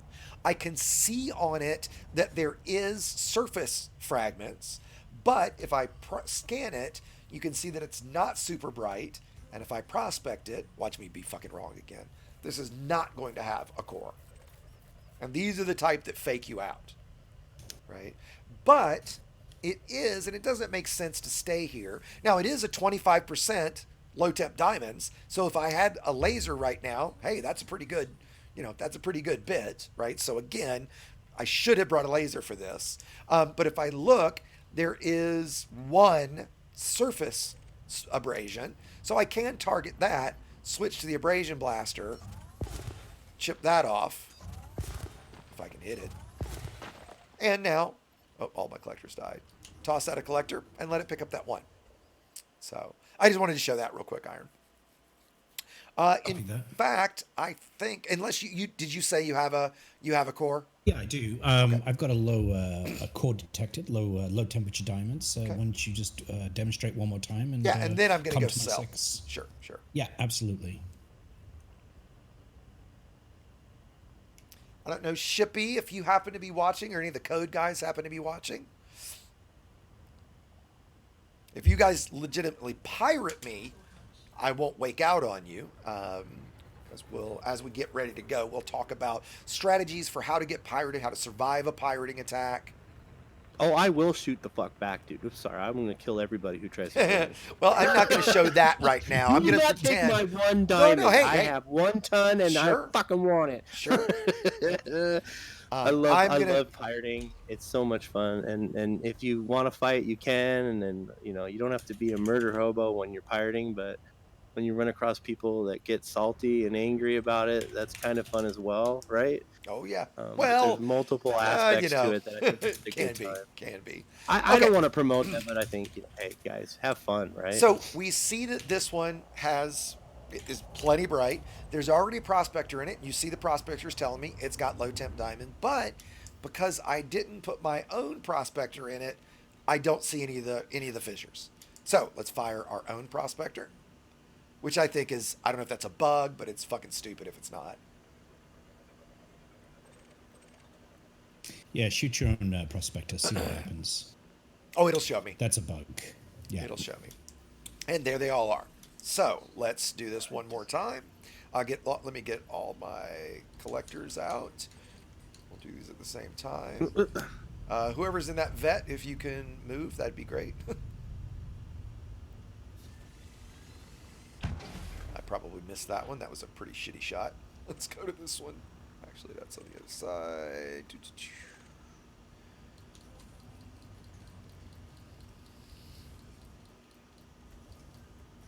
Yeah, so let me finish out this one, guys, and we'll talk about piracy, about dealing with pirates, how to respond to them, the different things that that you can do to keep yourself safe.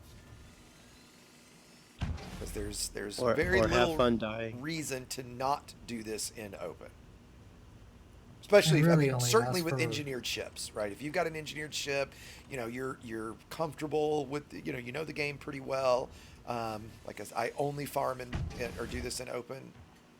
Okay, so one more should get us in the yield. This is an average, so I'll put a medium-ish on this, and I might have missed that. That was a shitty shot. You saw it just bounced off because I'm not at a 45-degree angle. There we go. A little bit more to get it in the range. And you see I've got 70 seconds left. So you do your first couple times. You do have to be a little quick, right? Because you do only get a minute and a half from when the first charge goes. Oops, still not quite enough. That's a high, so that should do it. There we go. Now, you'll see, I'm actually a little bit below this time. I'm going to go ahead and detonate it to see the difference. I'm going to get in close to see if my okay, great. Up. That'd be perfect. Yeah. You've got 40 seconds. I'll try to stay in front of you. Can you see me? I can. Yep. I'm going to turn the game up, too. So come over right in front of me, Aposto, because you're kind of a little over to the side. Like, come around this side of the rock. All right, hold on. Keep coming toward. There you go. That good? No, now I can't see you at all. Well, just hold. Okay, you hold still. You hold still. Get close to the rock. Get close to the rock. Okay. All right, here we go, guys. We got a member in Twitch. Hold on just a sec. Yeah, this is great. Let me just show this first. I'm fighting this rock. I see that. It's about to fight back.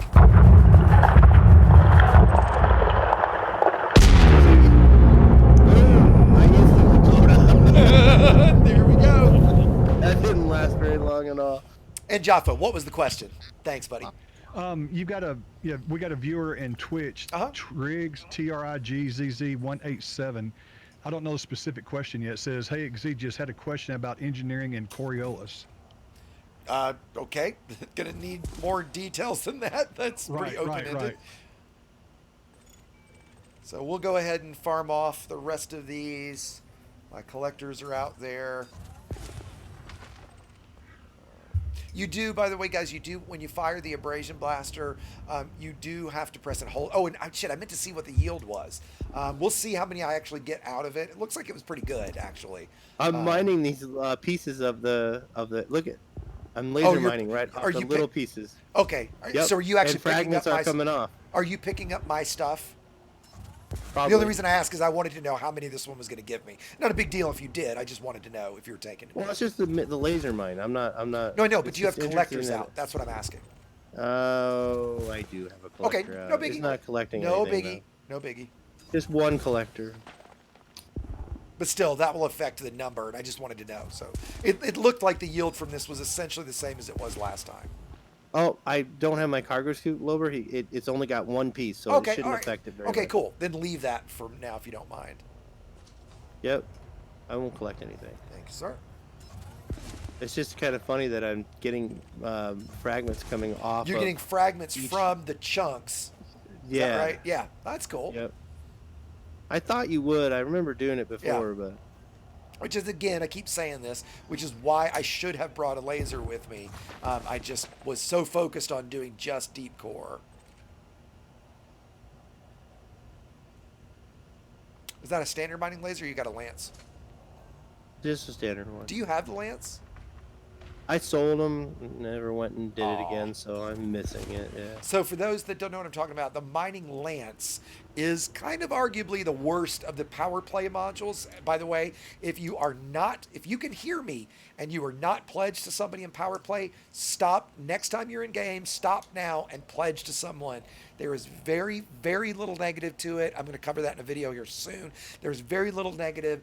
Get pledged to somebody. It's how you unlock modules like prismatic shields. If you see here where it says rating 3, at rating 3 you unlock prismatic shields. It takes a month to unlock each one of them. So and there's 12 modules. So it's going to take you a full year to unlock everything. Get pledged. You're just wasting time if you're not pledged. I'm pushing the bigger chunks around like a ball. Laser? Oh, I see. Yeah. With your nose. Oh, with the laser. With the laser. Wow. Yeah. Hold on. We could play soccer with this or something. Hold on. I want to see if my beam laser does that. Boom. It does. Oh, there's got to be a game we can come up with for this. Yeah, this is interesting.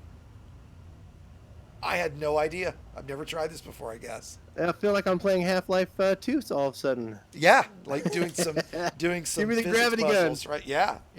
I wonder how far this thing goes away. Oh yeah, these chunks stay active for a while. Look at that's them. They're great. flying way out. Okay, what were we just discussing before we started acting like children? Power play, right? So the mining lance. So the mining lance is a power play mining laser. The shitty things about it is it can't be engineered. But the difference is the idea is it's a mining laser that can be used as a weapon. Okay, well, while the standard mining laser has a 500 meter range, the lance has a 1500 meter range. And while you can use it as a weapon, it's pathetic compared to a standard just class 1 beam laser, and it's only class 1, so it's only small class. But what's good about it is it has that longer range. So using it for laser mining, you can start mining an asteroid literally 3 times further away than if you were using standard lasers. So if you're going to do a bunch of laser mining and can kind of plan ahead, getting the lance is great for that. And by the way, I don't have coronavirus. We think Aposto has coronavirus, but my voice is just really dry. I was up really might late, have so it. We sorry, don't my know voice because I is can't get tested. Yeah, I mean seriously. I do have a sick. Yeah, I have. Aposto's, yeah, you're actually high risk for it in the sense of I would believe that you might have it. I don't know. Yeah, I'm exposed to the public a lot, so yeah. Exactly. Okay, so it looks like we did get a pretty full yield out of that one because we've averaged 13 tons per rock, which is about right. I think usually you might get 14 or 15. So we've gotten pretty damn good yields here. So now let's go sell. So first things first, we're going to need to figure out where to sell. So going back over, we did this earlier, going back over, you don't want to put in a reference system because if you put in, let me actually show you why. If we put in, and this might not, I've been batting a 0 tonight, so it might actually not matter anyway. So low temp diamonds, whoever's slamming into me, please stop. If we put in that we're in Boran, now again, notice that our highest sell price is 1.6 mil. We're going to sell. Well, there's still low temperature diamonds out here. Now our highest sell price is only 650,000. And it's because the tool is going to limit the range in which it searches if you put in a reference system. And since there's only a couple that are going to be in this highest price and then a bunch in the medium price, don't even put in a reference system. Just go straight for the highest yield one, okay? So now I'm going to go ahead and refresh this just in case the demand has changed. It might know that in this tab I put in Baran and it might update to that. So, okay, we're good. And it looks like It's the assumed demands it's are still stolen, good. right? Right. So now let's map to Mel or Hell. 205, not terrible. Let's see how many jumps. That's going to be about 9. Okay. So as we start jumping, we'll talk about what to do if we get engaged by a pirate. So let me get out of the asteroid field.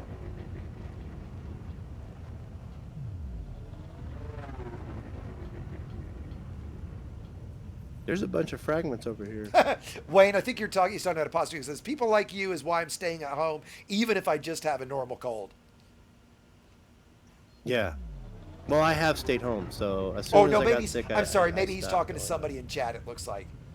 Oh, gotcha. Yeah, he said. But He just so actually everybody is. knows, Forgive me. Actually, I have not left the house except to pick up my prescription for medicine, Yeah. and that's it for and I haven't left the house. It'll be 7 days tomorrow. And yeah, forgive me. He was talking to Rap Fab.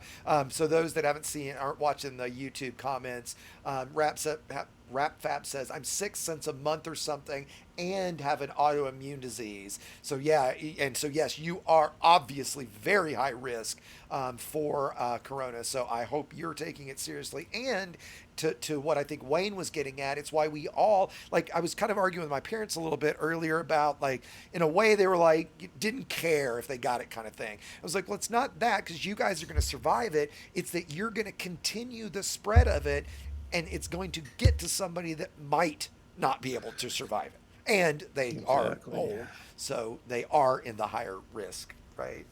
And I got to be careful. Apparently, so many things are getting demonetized on YouTube if you even say the words. Yeah, we better be careful. Not that I get any monetization from these videos. Because you're going to make a lot of money off Exactly. And sorry, somebody was trying to chime in. I think Tanobot was.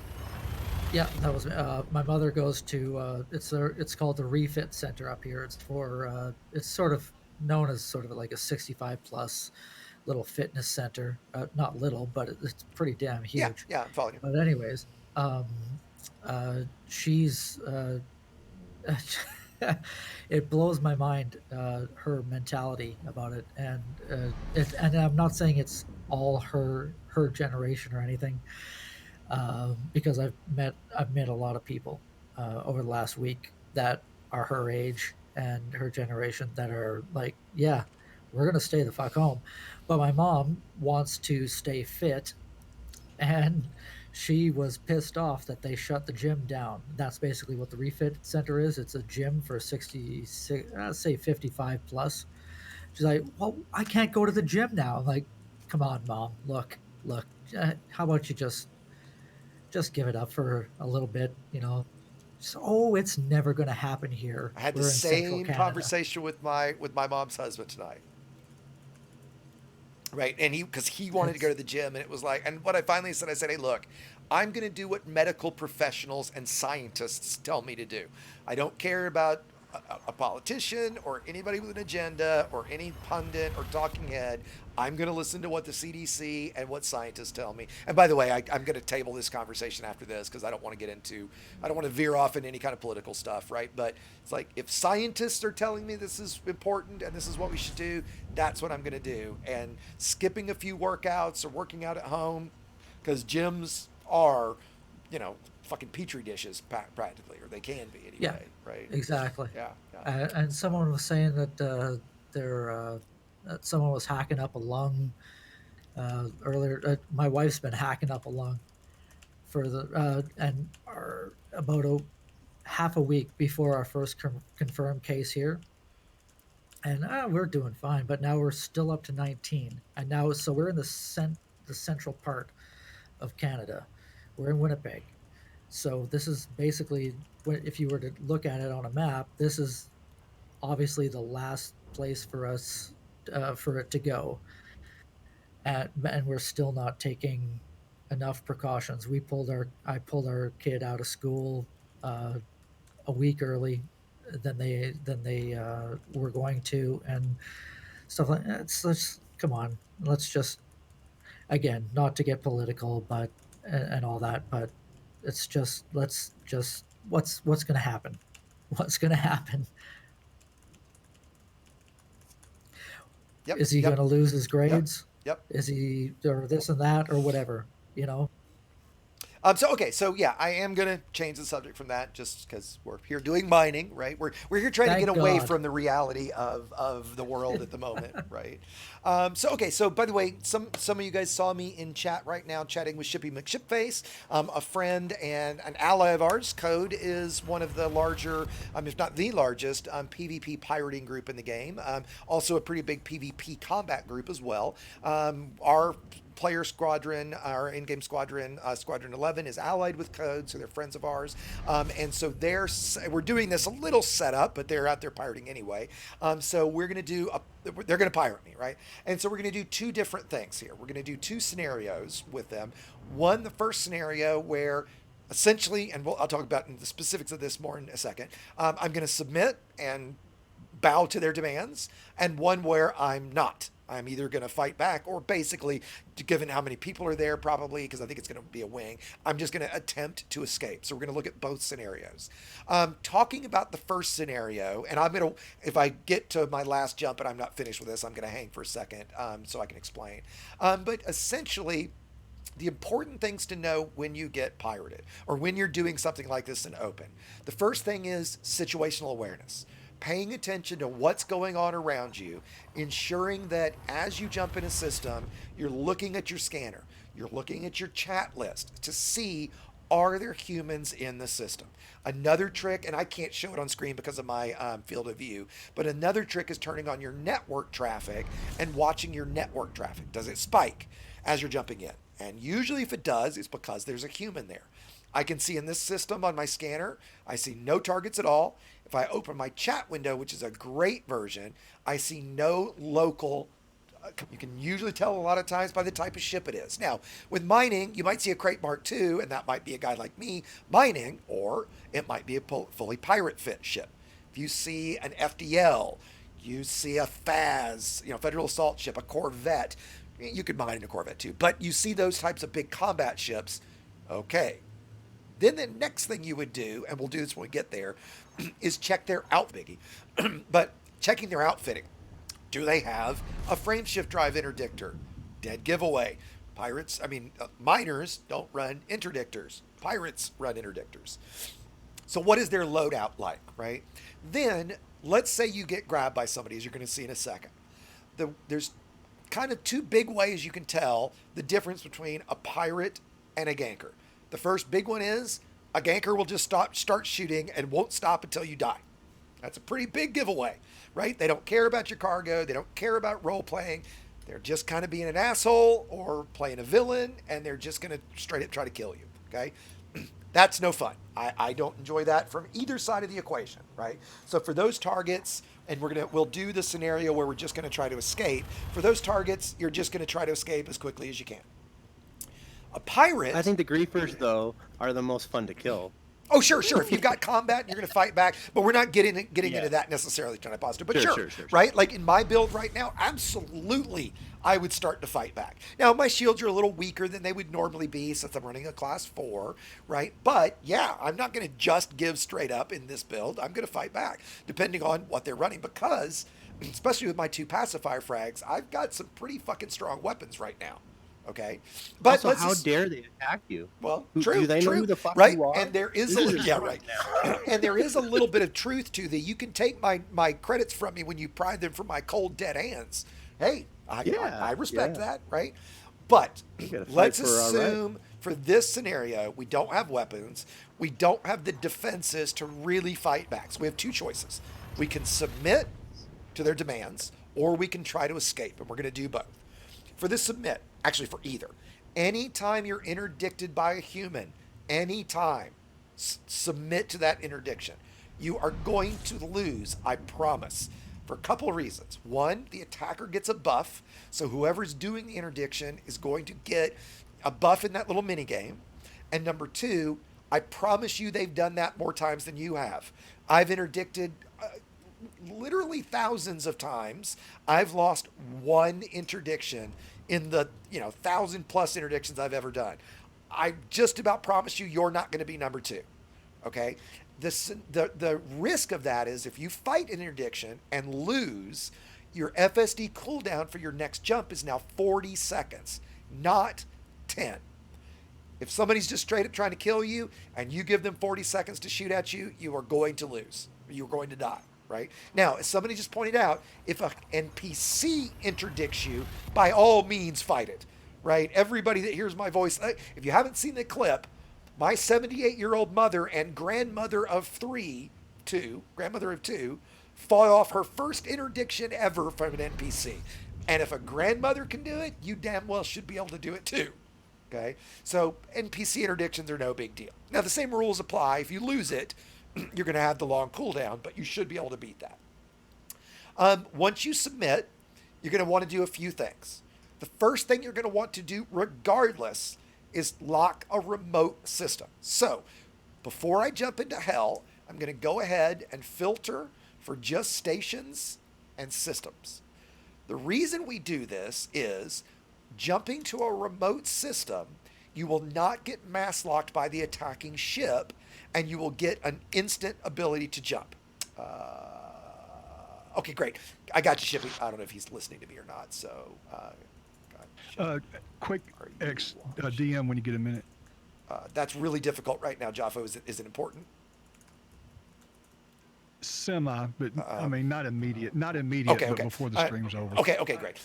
So you want to have the ability to quickly lock a remote system so that if you need to, you can charge for that jump. You do not want to jump back to Super Cruise. Okay? 2 reasons. One, again, you're going to get mass locked. If you've got a big ship, you might not get mass locked, but even if you do get out of there quickly, you're going to get to Super Cruise. They're just going to jump behind you and grab you again. So you need to get out of system. Again, this is if they're attacking you. You need to get out of system, get your wits about yourself again, and figure out what your next move is. Your only goal there is to escape. Now, the next way you can tell it's an actual, and by the way, I'm stalling before I jump in. Let me finish explaining this and we'll jump in. The second reason you want, or the second way you can know it's a pirate is they send you messages, all right? That's what I do. So for example, I'll send these to my wing. If I were pirating, and I hope these are set up right now, I would press this button and send this macro. And so the target sees this is a robbery. I'm not trying to kill you. Drop 10 now, usually I have 2 tons. I was playing with some buddies and we upped it. Drop 10 tons of cargo, and I will not attack. Run or charge your FSD, and I will kill you. Then, if they don't listen to my demands, I send a warning. That one must not be set up. Let's see if the next one's set up. And then my final one, my warning one's not working at the minute. I say, opening fire. If you come to a full stop, I will cease firing immediately. Please don't make me kill you for 2 tons of cargo. If you pay, you will not be attacked again. Again, I'm looking for the role play. I do not want to kill you. If they kill me, they don't get anything from me. And that's the goal of piracy, not to just kill you. There's people out there that apparently don't understand the difference between a ganker and a role player who is trying to enjoy the roleplay advertised gameplay of Elite. This is part of the game, guys. This is why we have hatch breakers. This is why we have interdictors, right?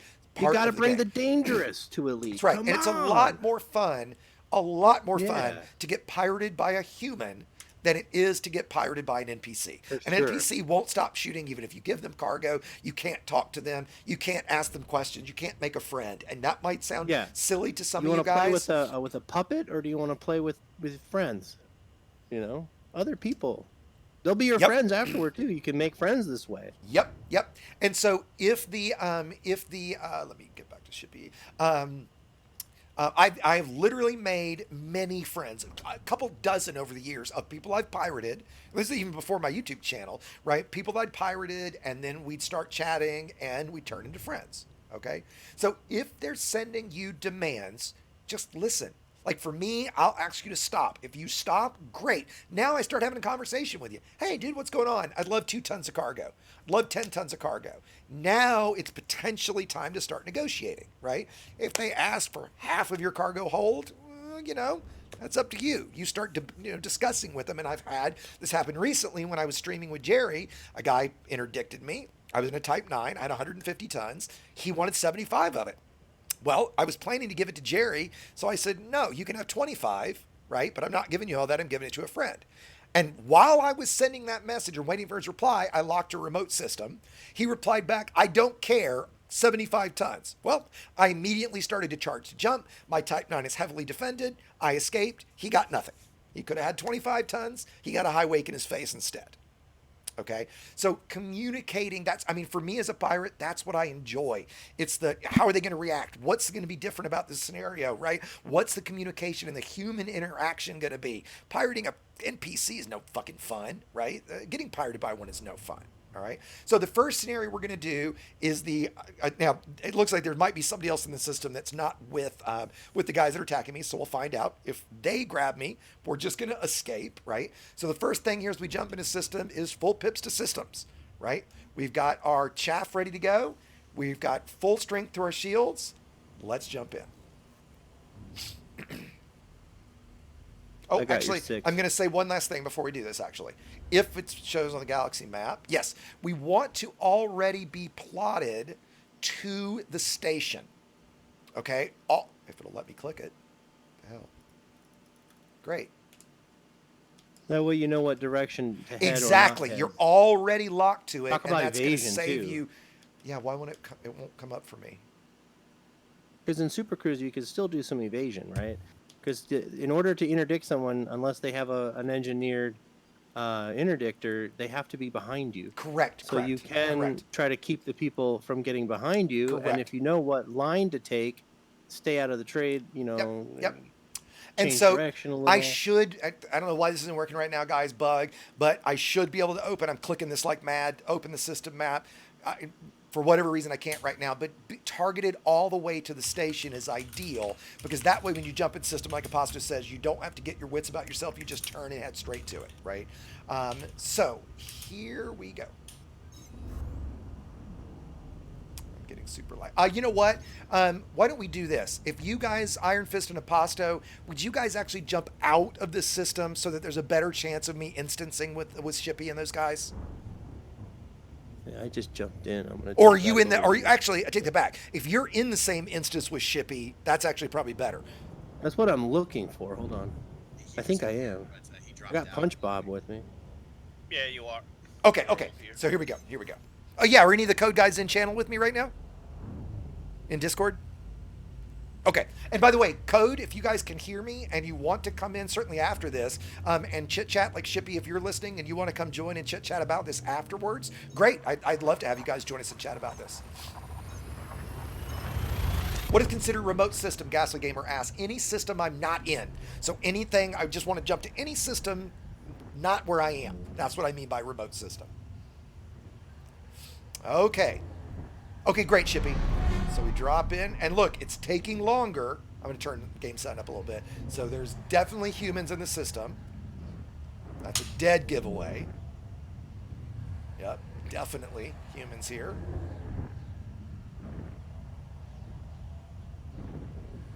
The heart rate's going up a little bit. Come on. Braven Tunnel for sure. There we go. And now, immediately I'm looking at my scanner. I'm seeing humans. Looking at my chat, I'm seeing humans. So I would probably lock the station first and go look and see, what's this shippy dude? Okay, he's in a crate. All right, maybe. Ooh, Code is the faction. I've heard of those guys before. I can't cycle through his targets. He's moving in to get behind me. I could try to circle to get around him, but let's say I'm being a little stupid and I just head for good old station here. Okay, so Shippy, as you can see, he's going to loop around behind me. Now, sometimes I might get a jump on him and get out ahead of him so that he doesn't have the range to grab me. And let's see, I might have, if I got out of his range, okay, so he's grabbed me. I can start to fight this, but I am not, so I'm going to throttle down. He might put one shot into me right off the bat so that I'm in danger, so I can't menu log. Looks like there's two guys here. And let's see. Okay, so he sent me a message first. This is the code. Power down and submit. All right. So I'm going to do exactly that. And you notice he got that message off right away. So he's using a macro for that, right? Yep. And he's going to scan and see. Yep, you see, ship scan detected. So he's checking to see how much cargo I've got. These are the pros, guys. This is how it's done. And by the way, we set this up, but this is exactly how they would react if I react this way. All right, so he's asking for 6 tons. So I would maybe say, you know, how about 4? Let's see what Shippy says.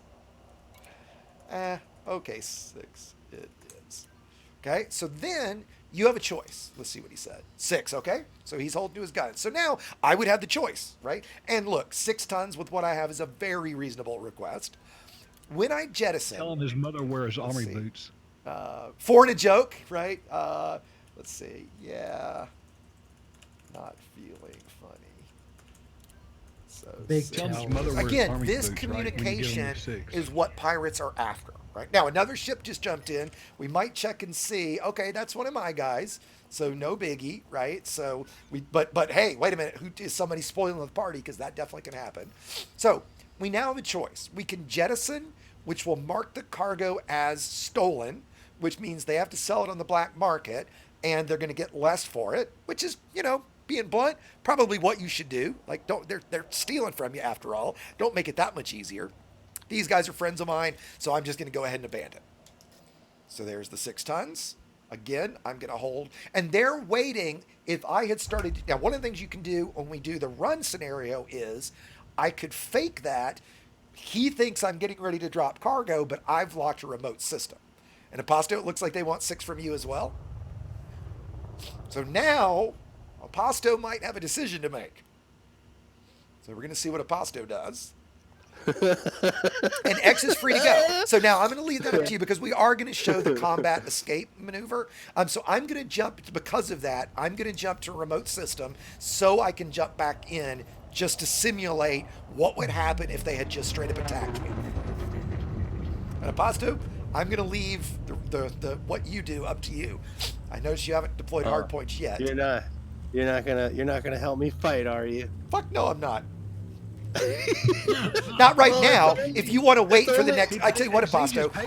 If you want, if you want to wait for the next scenario, he's gonna hatch breaker me. No. Actually, you know what? I should have showed hatch breaker. Yeah. Aposto, if you want to, I could say, if you want to wait and fight back on the next one. No. Oh shit! I picked a red giant. You cannot have mine. Oh, I might have just screwed myself. Can I get back? Okay, good. Shoo! Because I'm really low in fuel. The hatchbreaker's not going to get me. Suckers. So let me talk quickly about that. So hatchbreakers are a limpet controller, and you see Aposto's shield's lowering. I'm just doing the crocodile roll so the hatchbreaker can't get me. Exactly. They're going to go through your shields, grab onto your cargo hatch, pry it open, and let you spill cargo out. Again, Shippy wants cargo, not Aposto's life. Now, ultimately, he's probably going to keep firing, right? And kill somebody like Aposto if you don't surrender. You have varying range of pirates. I tend to be a pretty, what I call gentleman pirate. I will kill, but for me to kill, you've got to curse me pretty badly, You've got to fire back and not stop, or be high ranked and just completely ignore me, right? Those three things will get me to shoot to kill. If you talk to me, if you stop, if you communicate with me, I absolutely am not going to kill you, right? I'm shooting everybody now. And yeah, somebody said firing a heat sink, good idea. You can go cold real quick and get off of him. If he opens fire in a minute, firing chaff, right? Okay, they're going to scoop him up. Let me message Shippy back. Okay. Actually, I think you can send hear me, out Shippy. collectors and steal some of them back. We want Aposto's money too, he says. But he's playing hard. Well, you know him. Oh, they're trying to Send get out me. some collectors and steal some of them back.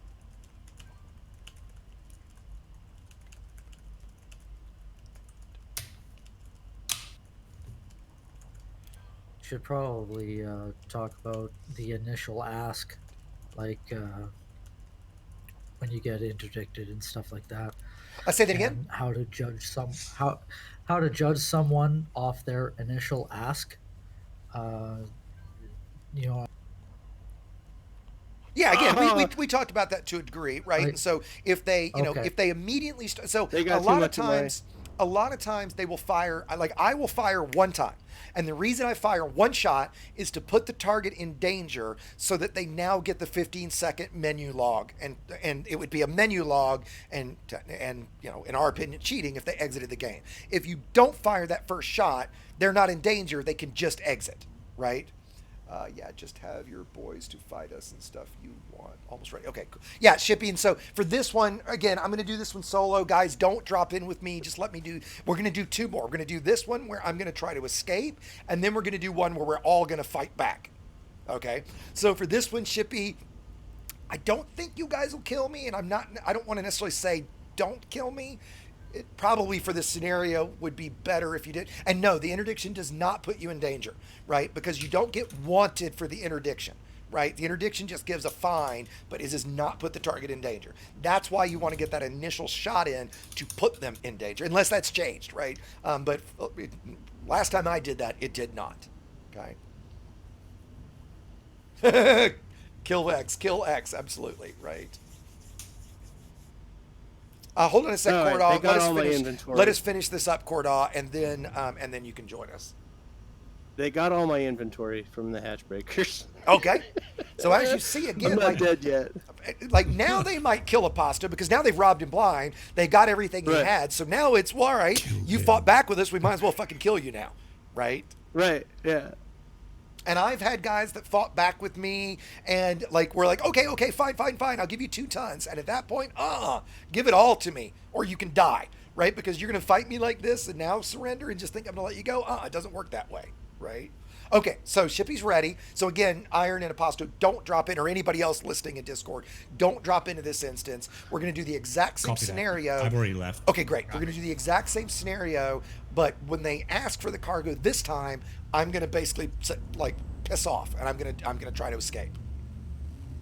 And then if this works, we'll do one last one where we'll get everybody possible into my wing, and we'll do a defensive one where they attack me, and my wing's gonna jump in, and we'll have ourselves a quick little wing fight here.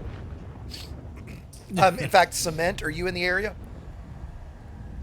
I'm about to hop into the system now. Okay, I'd love to get your vet in our wing. And then Cordaw, if you want to just wait in, okay, whatever you're in, combat ship. Okay. And again, you see how long it's taking me to jump into the instance. Dead giveaway. Situational awareness is key here, being on your toes. Why is this taking so long? All right. So again, I'm going to lock to Jones. Okay. The instance is huge. There are a lot of people in the station. I'm not surprised at all. Yeah. Right? Because right now is a great time to mine because of what things are paying. So I would start scanning through the system. Steve's out as a friend. There's Shippy again. They did let me. And so you notice, like right now, if I target dangerous target, it is showing me that it's Shippy, so I can see it's a human. As soon as I see it's a human, I'm going to submit. I'm going to do the same thing again. Actually, this time I'm going to stay full throttle. go ahead and lock a remote system, but not do anything. Let's see what Shippy says. Power down. All right. We'll power down. Oh, looks like he's firing at me. Let's see if he continues to fire. I did power down, so okay. I stopped. Oh, so he's hatch braking me. So, So let's roll to get that away. And as soon as I start to charge, and see, he got one on me. I'm surprised they haven't opened fire yet. There's another hatch breaker inbound. And I dropped some cargo, as you see. Now they've opened fire on me. And we get out. So Shippy, if you hear me, I kind of want to do that again, Shippy. This time, it's like, let's do it a different way. Send me the message. I'm going to decline. And when I charge to jump, then I guess, well, if that's the way you would do it, that's fair enough, right? Basically, I wanted you guys to try to kill me so I could show that you can escape these things. Oh shit, I'm getting low on fuel. I should have scooped. Okay. In fact, Shippy, when I get back, let me scoop this time for a minute if you can hear me. Just because I'm so low. And by the way, you know, they did let me go. They just disabled my ship, took all my cargo, and then... Yeah, and notice they got 5 tons from me, right? So even though I said and tried to get the fuck out of there, they were able to steal 5 tons from me. Great. I mean, that's, what is that? Like 8-9 million credits right now? Thereabouts. Almost. Yeah, pays great. And I think White Star might be there as well. White Star, if you can hear me, White Star and Shippy have both joined us in EDTutorials.com and are working on some piracy guides for the site. And I'm looking forward to doing a collab video with them to do some videos of piracy. I've wanted to do that literally since I started the channel. So again, Shippy, if you don't mind, if you can hear me, let me scoop just a little bit this time so I don't wind up just completely screwing myself.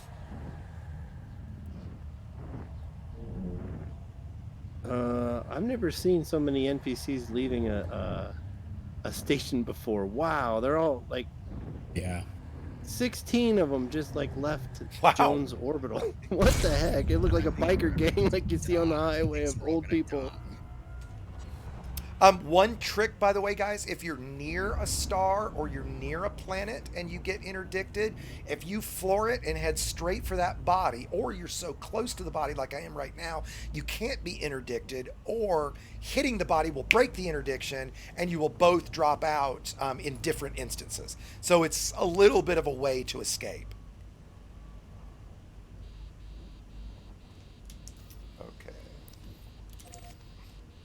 So again, Shippy, and this time, if you can hear me, Shippy, let's show them what a gank attempt would look like. So let's assume for this one, you guys are just straight up trying to kill me. And maybe don't, if you happen to, fine. But if you hear me and you maybe don't kill me, I would like to show at the very end selling what I've got. Not a big deal if it dies, because we are going to actually fight back here in a minute. So again, heading to the station. Ba-ba-ba-ba-ba. No clue that somebody's chasing me. Who's behind me? I might have actually gotten a jump. I'm going to slow down so that I maybe gotten a jump on him because I asked him to let me scoop. Thargoid detected. Nice. There we go. So, okay, so wait a minute. Who's got me? I target hostile. It's Shippy again. I'm going to submit. If I give him that 40 seconds, he is definitely going to kill me. And this time, he's going to just straight up be trying to gank me. So first thing I want to do, drop in. I want to boost at him if I can to pass him. Let's lock a remote system. Pop chaff. He's probably not using gimbals. Get off a couple boosts. Big bunch of pack hounds inbound. And now my cooldown's over. Oh, they grommed me. Excellent, guys. So now I'm looking for my FSD to come back online, which I think it just did. Charging. Grom Bomb is the FSD interrupter missile, which rebooted my frameshift drive. So chaffing again, popping a heat sink, and we're going to make it out. And there we go, right? Because I've got strong defenses, I kept a level head. I locked for the remote system right away. I was ready to get out of there just as quickly as I could. No fucking around. Even getting grommed with 2 high skill, highly engineered combat ships. And what did they get me? 20% off my shields? Right? And what do I have for shields? Around 800. Not great thermal resistances, as you see. Right? So good. And they were using explosives, so I had great explosive resists. Right?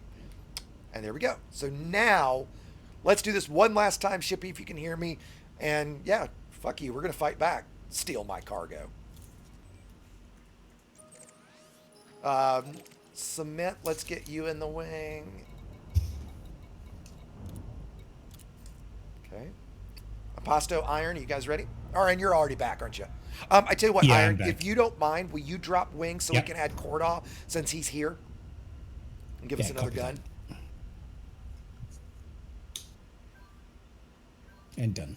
Oh, okay, so Cordaw's got to go anyway, so no biggie. No sweat, Cordaw. Was there anybody else that's in the system in a combat ship? Nathaniel, were you? Steven's Yes, out? So am Yeah. I. Who's in the stronger here, I'll combat drop. build? No, I that's don't okay, have Pasto. combat build. I don't Oh, think okay, it'll be much okay. help, though. Well, Who thinks no, there'll be take- more help? Steven? Yeah, get Steven and somebody else. I'm gonna drop wing because I'm not in a combat build. Well, I thought you. Wait a minute. I thought that was the whole point of your Anaconda. It was the. What do are you talking everything about? I build. can kill NPCs. Oh, okay. That's about it. I'll still shoot at bad guys. Oh, I gotcha. Steve, you've got an invite. Nathaniel, there you go too. Now, this might end badly for all of us. So, oh, you guys are already in a wing, so I couldn't invite you. There's a guy named Harvester Man 117. He at Twitch, and he's in the current system. And he's in a warship. Wait, say that again. Genocide. I didn't hear you. The game was too loud. Say that again. Yeah, Harvester _ Man. He's in it, and he's looking for is in system. Okay, Harvester. I'll see if I can get you added as soon as I drop in.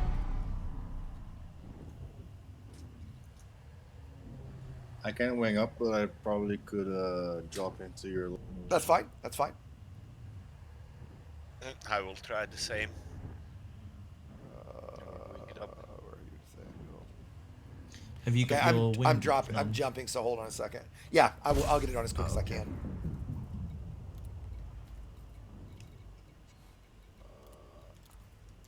Okay, so we're gonna lock the station again. Oh my God! And again, you would be looking at this like, oh shit!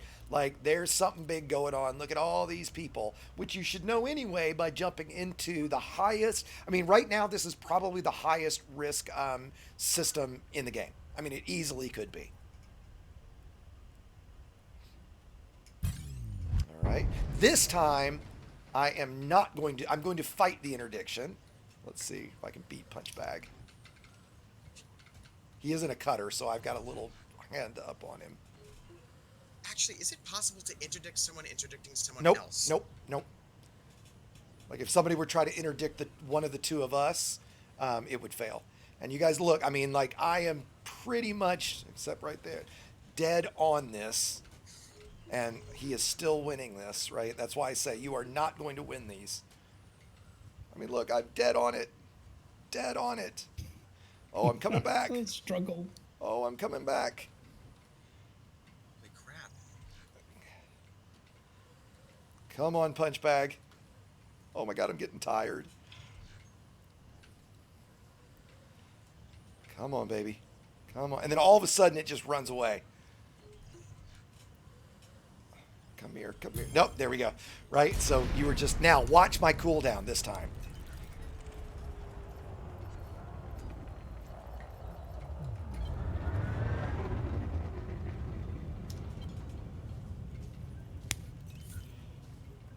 Okay, who's the weaker target? Probably, well, we got a cutter and a cutter. Oh, we got White Star and shit. We got 2 cutters. There's Shippy. I'll go to the.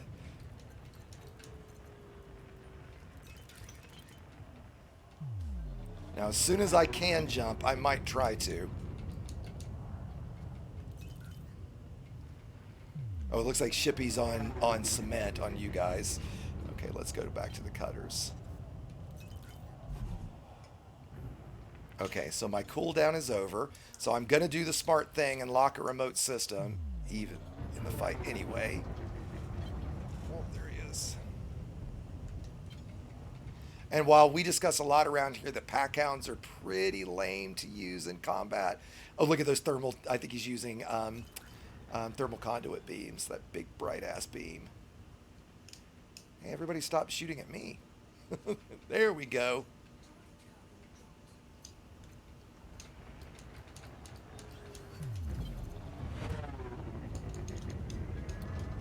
I'm being careful to always keep 4 pips into my weapons, or my systems rather. Oh, it looks like somebody in my wing might have crimes on. Guys, I don't have crimes on. That is a really good thing I'll mention here afterwards, is if you're doing something like this, you certainly want crimes on, so that if they attack you, they at least get wanted, and NPCs will show up eventually to defend you.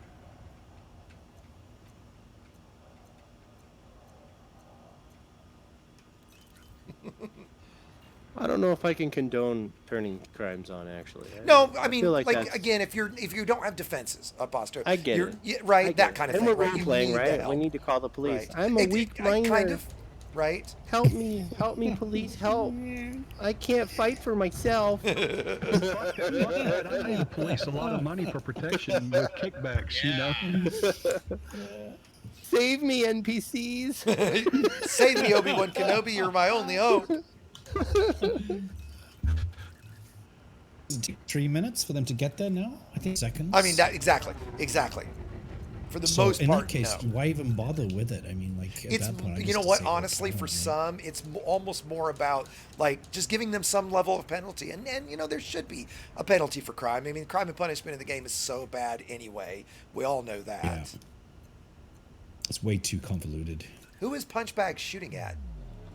Is he shooting at you, Cement? Yeah, I think all of them are shooting at me. I mean, that makes sense. Target cement. Oh, they're actually on Harvester too. I can tell from his shields, or in his hull rather.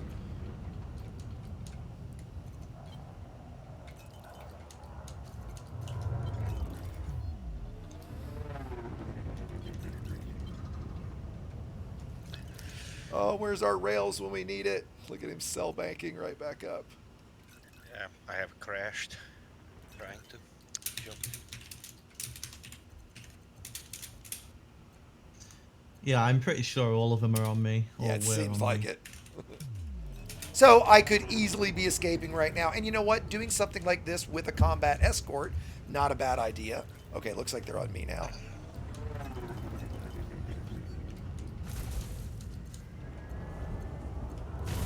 I accidentally didn't set my power priorities right, so my shield. Okay, so now we're going to try to get out. If they've got one, they're going to get a Grom on me. Let's pop a heat sink. Let's see if we can escape. The Groms are not the only FSD disruptor bombs, right? That's correct. You can put FSD disruptor on a dumbfire missile, right? I think right. the cooldown time is shorter, like the reboot time is shorter, but yes, you could put that on a standard dumbfire as an experimental. Good point, Aposto. I think it's just called FSD interrupt. Yep. Shippy, good fun, guys. Thank you very much for doing that. And while we did stage that, guys, that's how real piracy goes. If you get pirated by me, that's exactly how it will go. If you submit, great. We're both going to have a good time. I'm going to ask for a small amount of cargo. If you try to run, I'm probably going to start shooting, right? And if you fight back, and I fight back, we're going to have a good time shooting at each other, right? RapFap and who won? I would say that they won, honestly, because even when I said they got cargo from going to win. I mean, well, the way you win is you escape with your life. Well, also you could try to get away clean and not lose any cargo. Exactly. That's really how you lose your win. ship, so it's a win-win. Right. Yep. But to Aposto's point, escaping look with at me, all they my let me cargo. go, but they disabled me and took all my cargo. Right. So you lost. You just didn't. So that's die. still a loss. It's still a loss. Exactly. Right. But I had a lot of fun screaming like a lunatic. Well, it's not. No, I wouldn't say he's still alive. It's a win. I would say he is alive. It's not a complete loss. Right. The pirate won because he got all of Aposto's cargo. When the guy pirated me, I think that to win, it's whoever gets the cargo. Agreed. The guy that pirated me, in the Corvette when I was in my Type 10, asked for 75 tons. I told him he could have 25. He said, nope, 75. I don't care. I jumped out. He got nothing. I won. Right? I had my life. Yeah. I had all my car. And Shippy, if you guys don't mind, if I can make it to the station, if you're listening, I would love to just sell this cargo just to finish They up. joined the Discord. Yeah, I'm here. Oh, hey guys, what's going on? I'm pirating a Type 9 right now. Oh, so- great. Go for it, dude. Oh, he just Don't worry. passed me by, so yeah. Oh, Tell well. me how it goes. Like, narrate it for I us. will. Yeah, well, he submitted right away, and he's got. He only has 32 tons. Wait. Oh, he logged. He just found that logged. Oh, He just Jesus. logged. He made And me guys, log. that's okay. So that's Moduling now. game that Did you go get? to block the scanner and falsified the cargo to something Did different? you right? get a shot on him, Shippy, as soon as he dropped in? No, which is why I know it was a mini log. Okay, yeah. And so again, guys, that's why. And generally, Shippy, do you guys do that single shot to put them in danger? Because you didn't do that to me the first time. That's why I'm asking. No, because it's a good idea sometimes, but it scares a lot of people. And That's fair. That's fair. Yep. I debate either one way. shot from my pacifiers will take the shields Sure. down. I so- usually use the way that I do it, and I don't use big ships like you do. I either use a Sidewinder or a Cobra. In my Cobra, I use 2 mine launchers, an ion and a reverb, and then I use a scramble spectrum burst laser and a rail, and a ground bomb rather. And so I'll hit one shot with my scramble spectrum burst, Yeah. right? So it's not going to do any real damage, but it puts them in danger. But you're right about them. Oh my God, they're shooting, and they don't really Yeah. realize that I've stopped shooting. Yeah, I could have tagged him with a Grom right away, and sometimes I do that, but he was like, I'm like, he's complying, and then by the time I scanned him, he logged. Yep, So. yep. And so again, guys, unfortunately, that log was Frontier approved gameplay in that he Yeah. won't get banned for that. Those of us in the PvP community consider that cheating as much as anything, because to escape the scenario, rather than do any of the techniques we just did, rather than role play along and enjoy a video game, the guy has to immediately just, oh my God, exit game, right? Because, you know, if you're going to do that, if you just do not want the risk of playing in open, you don't find this fun at all, you don't want anybody fucking with you, great. Go play in solo or private. That's all we ask, right? But don't cheat, right? You know, don't escape in this way. I'd like to add. I had a lot of fun. Don't like doing that. Wait, say that combat again. logging is just rubbish. Right, exactly, right? I mean, again, like nobody's ever been harmed from their spaceships actually blowing up, ever, right? No human's ever gotten hurt for that, right? Cement, do you have your beacon on for me? It should be. Oh, there you go. That's another quick tip. Hold on, let me just point out one quick thing, guys. If you do have a friend that gets to the station ahead of you, being logged to their beacon so that you can just stay full throttle all the way to the station and Type drop 9's on back. them is so much better. And there we go. See, I dropped instantly without. Right. So, sorry. Go The ahead. Type 9's back. Oh, I'm gonna okay. blow 'em up. Don't blame me a bit. And if somebody logged on me, I would immediately start attacking them too. This guy deserves it, unfortunately. Wait. He's a federal FDNR. And see, again, guys, this is what frustrates pirates and turns you into a killer like they're about to do, right? Because look, they're just like they did with me. They're just trying to role play the game, have fun. It's huge fun, isn't it, guys? Pirating. Yar. Hell yeah. Look, Hell yeah. That was spooky. Look, you guys let me live, and I was shooting and button mashing like a lunatic, we breathing and yelling, right? I mean, so in the first scenario, when we pirated X and your wing dropped in, So we also do have a rule, like if so-called white knights drop in to assist the miner, we kill the miner first to spite the white knights. But and that's a win for you, They didn't deploy hard. Like we knew what was going on. They didn't deploy hard points, but we also started scanning people. I'm like, oh, he brought us more treasures. So right. We're not gonna let Aposto escape. he ran, and we did hatch break him dry. Most code pirates would have killed him or attempted to kill. But we're like, we'll let him go. We wanted to continue with the scenario that we were doing. Sure. The scenario, and then.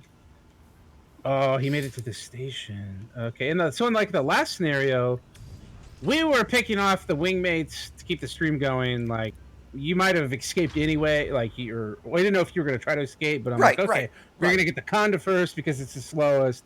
Then we're going to get the Python. Oh, sure. When we were fighting, and then, yeah. In the gank, you know, exactly, we're like, exactly, right. Strategically, we were, you know, kind of targeting, and then, but yeah, I mean I mean, you obviously did everything, right. Right, to escape. To get away. Right? And you guys grommed me one of the times, right? Both times. Both times. Okay. Yeah. Okay. Gotcha. Right.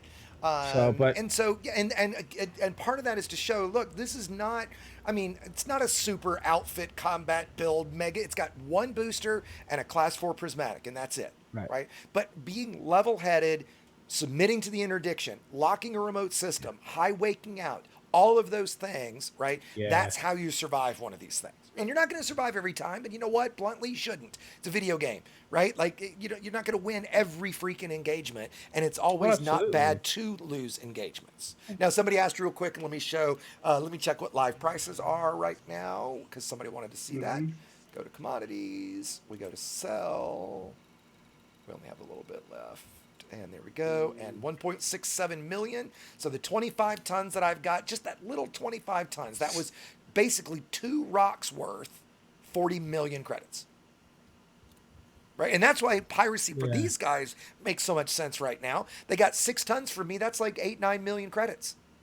Right? I mean, it used to be back in the day you pirated only for fun. And so, Shippy, tell me a little bit about like your kind of rules for engagement and how much you generally ask for, right? Like, why did you ask for 6 tons from me? Well, so it just depends on the part. Some people ask for 30%. Okay. I usually ask for about 10%, but you had about. You 36. had about. I had 36. 36. So I was like, okay, 6, about, I don't know, 20%. You know. Yeah. And there were 4 of us. We had a wing, so I was like, well, you know, so that's. And I thought that was I thought that was very fair. Right? Like, in fact, I was telling the story, I don't know if you heard about when Gildarian, I think was his name, pirated me when I was in a Type 9. I had, I think, 150 tons. And he asked for half. He asked for 75 tons, right? Yeah. And I said no.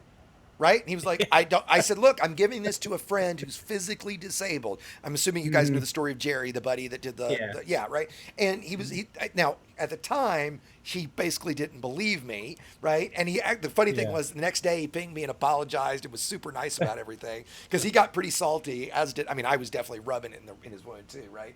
And I said, I was like, no, I'll give you 25 tons. And as soon as I said that, I locked your remote system. And when he said, I don't care, 75 tons or die, I charged to jump. By the time I jumped, I was still at like 70% shields in my Type 9, and he got nothing, right? If he'd taken the 20, and I felt like that was an unreasonable request, in my opinion. Now, I risked death because of that, right? So. Right.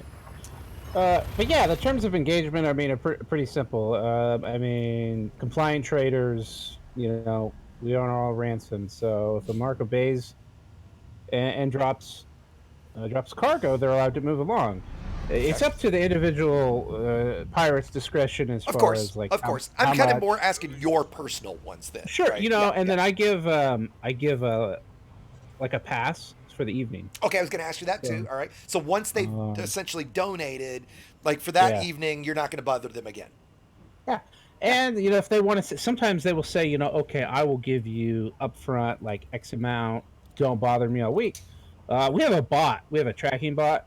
Interesting. Proprietary code technology. It gives us all kinds of metrics on traffic system, docking metrics, prices. And then we have a tracking system where you put in a user and a note. So you can say like track player 24 hours gave 50 tons is free to go. Yeah, because we have 50, you know, like 100 people in the code, maybe not active, but a lot of people, right? And you know, he hit the same guy, you know, in the 3 times in one day. Right. You know, we try to not to do that. But again, you know, the only Exception is like, if they try to run, I try to disable and hatch break. But I mean, with all the combat loggers and stuff that we have, a runner basically, I mean, you just get blown up. Like you don't even give a chance to stop. But I'd like to disable ships if I can. And by the way, there's a question on chat I want to address from Lynn Deb. I think she, if I'm wrong about that, Lynn, forgive me. Then why do some pirates do it when you are just a courier? And I think if you mean just a courier, like in a non-cargo ship, well, number one, if that's what you're asking, number one, it's hard to know if you've got cargo or not. I mean, shit, some people mine in a courier, literally in a courier, right? Now, that's why Shippy did it right and had a manifest scanner. Right, so he scanned and knew what I had. So if somebody grabs you, they don't send you demands, they don't chat with you, they don't scan you, and they attack you and kill you, that's not pirating. Oh, she says you have no cargo. Well, first of all, I don't know you have no cargo until I interdict you and scan you. If I interdict and scan you and find you have no cargo, you're free to go because there's nothing there. I mean, we're done, right? And for me, because I run small class ships for this, I generally don't bring a manifest scanner. So if somebody tells me, even if they're lying to me, hey, I have no cargo, great, be on your way, right? Because I don't care. I'm just role playing, right? Yeah. So a couple things on that. So if you're in a cell system, like hell right now, we know I don't need a manifest scanner because I see you got mining equipment. You got diamonds. But here's the one thing. Sometimes friends a lot of times they'll mine, offload it to his buddy, in a vulture or an FDL. And but 90% of the targets we don't need to scan because we can tell they're a miner. However, if you're not a miner, then what are you? If you're a combat ship, well, then we might engage you anyway because you've got no business. Other pirates, we're kind of territorial. So, but yeah, I mean, if we scan you and you're empty, I'll have a macro that says next time fill your hold with gold. If you're like a T9 and you're empty, cool, I'm not going to blow you up. But I don't know, if you're a chieftain and you look PvP fit or piracy fit, yeah, well, you don't have any cargo and you're buzzing around, Ben, we're probably going to blow you up. Right. And Lynn said you have no cargo. Hopefully you're not referring to code, Lynn. They interdicted me 5 times and blowed me up, right? Well, that's not a pirate. That's a ganker. Not a pirate. Yeah. Huge difference, right? And people confuse I've got a the question two. from Discord, from Twitch. Okay, hold on just a quick sec. And people confuse the two because they're assuming anybody that attacks is a ganker, and that is absolutely not true. Right. And so one last question, and there was a question for you, Shippy. Shippy, have you ever had a victim self-destruct to spite you? Yeah. So here's a good story. So I built a keelback pirate ship a couple of months ago, and I think I've made a video on it. And I had this T9, and I'm gonna keelback. The thing's piece of crap, I can't carry much cargo, and I interdict this T9 and he did self-destruct. So I'm like, well, I'd probably self-destruct if I got pirated by a keelback also. Ouch. Okay, so I want to get one point in. So sure, please. I mean, the code as a group, I mean, we are a piracy group. We are a PvP focus group. Again, the only rule that we have as far as engaging ships are if they have cargo. If you don't have cargo, it doesn't matter. Again, this isn't necessarily what I follow, but we don't have a rule against ganking necessarily. Yeah, I'm following you. Unless it's a trade ship. If you're a trade ship and you get ganked, that's different. So now, what about if what is your policy on? Let's say you stop me, I give you cargo. Do you guys have an etiquette that you would not blow me up? If I've given you cargo, if you've given us cargo, you're compliant, you're good. And for example, if a code member were to pirate me, I give them cargo, and then I truly have done nothing wrong. I've given them cargo, and they blow me up. That would be something you guys would not be happy with that member about. Is that fair enough to say? Yeah, we would address that issue. Yeah. Yeah. So much paperwork. Now there was a question from Random Uploader. What is worse, self-destruct or combat logging? by a Oh, country mile combat logging. Yeah. I mean, self-destruct. It's just funny. It's like, Yeah, okay, exactly. well, Exactly. right? whatever. No cheating about that. And I It's think, honestly, silly. Shippy, I've had it happen before to me and I was like, dude, what's wrong with his shield? What's his hull? Yeah. What the fuck? And then they blow up. It's like, okay, because Yeah. I said this earlier. I understand the you can have my cargo when you pry it from my cold dead hands, right? Mm-hmm. Oh, here's cool. another question. Yeah. Would you accept limpets as cargo? If you only ask have for them. limpets, sometimes I will ask for limpet. Yeah, sometimes I will say, Okay. give me limpet. Okay. Or if you don't have cargo, I would say, tell us a joke. Yeah, I think Or White make your ship Star dance. said that. Is White Star in here? White Star didn't come join us, did he? Oh, no, you are, Yeah, White I'm Star. here. Sorry. I White just Star's didn't see here. it. Yeah, I Yep. see it, buddy. By the way, I don't think we've actually spoken yet, so nice to chat. And actually, in fact, if you guys are around in, say, 20 minutes, 15 minutes, I'd love to chat about EDT a bit, just if you guys have some time. If not, we can do it another time. Because, by the way, guys, in here in just a few minutes, I'm going to go ahead and wrap the stream up. For those that are interested, I'll bring this up again in a second. We will be playing some CQC. Shippy White Star, if you guys are up for joining us for some CQC, please do. We always end streams around here with CQC, so we'll do that tonight as well. Let's see if there's any other questions. In fact, Shippy and White Star, I would love to have you guys on again. If I'd have known that if I'd have thought about the fact that things were paying this high tonight, I probably would have done this stream just about piracy. So I'm kind of glad we pivoted that way. But I would love to have you guys as guests sometime, to actually do a full stream about, outfitting, ships, etiquette, macros, the whole thing. Time till you got what you asked for. That'd be a pretty douchey thing to do, right? If you had people do that. Douchey distraction. They run. So, it's pain, because sometimes people panic and run, they boost away and eject cargo, or you hatch break, and they're flying around, and it's like, what once the cargo gets out of scanner range, so, that happens. Okay. And Iron, before I forget, what was the question you had? I didn't mean to shut you down there, buddy.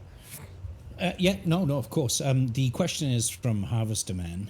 He actually had a question about the code, and he wanted to know about if the code were a pirate or PvP kind of question. So, is the code role play in general or pirate only? Both. I mean, we're traditionally piracy, but I mean we are a PvP focused, PvP oriented group.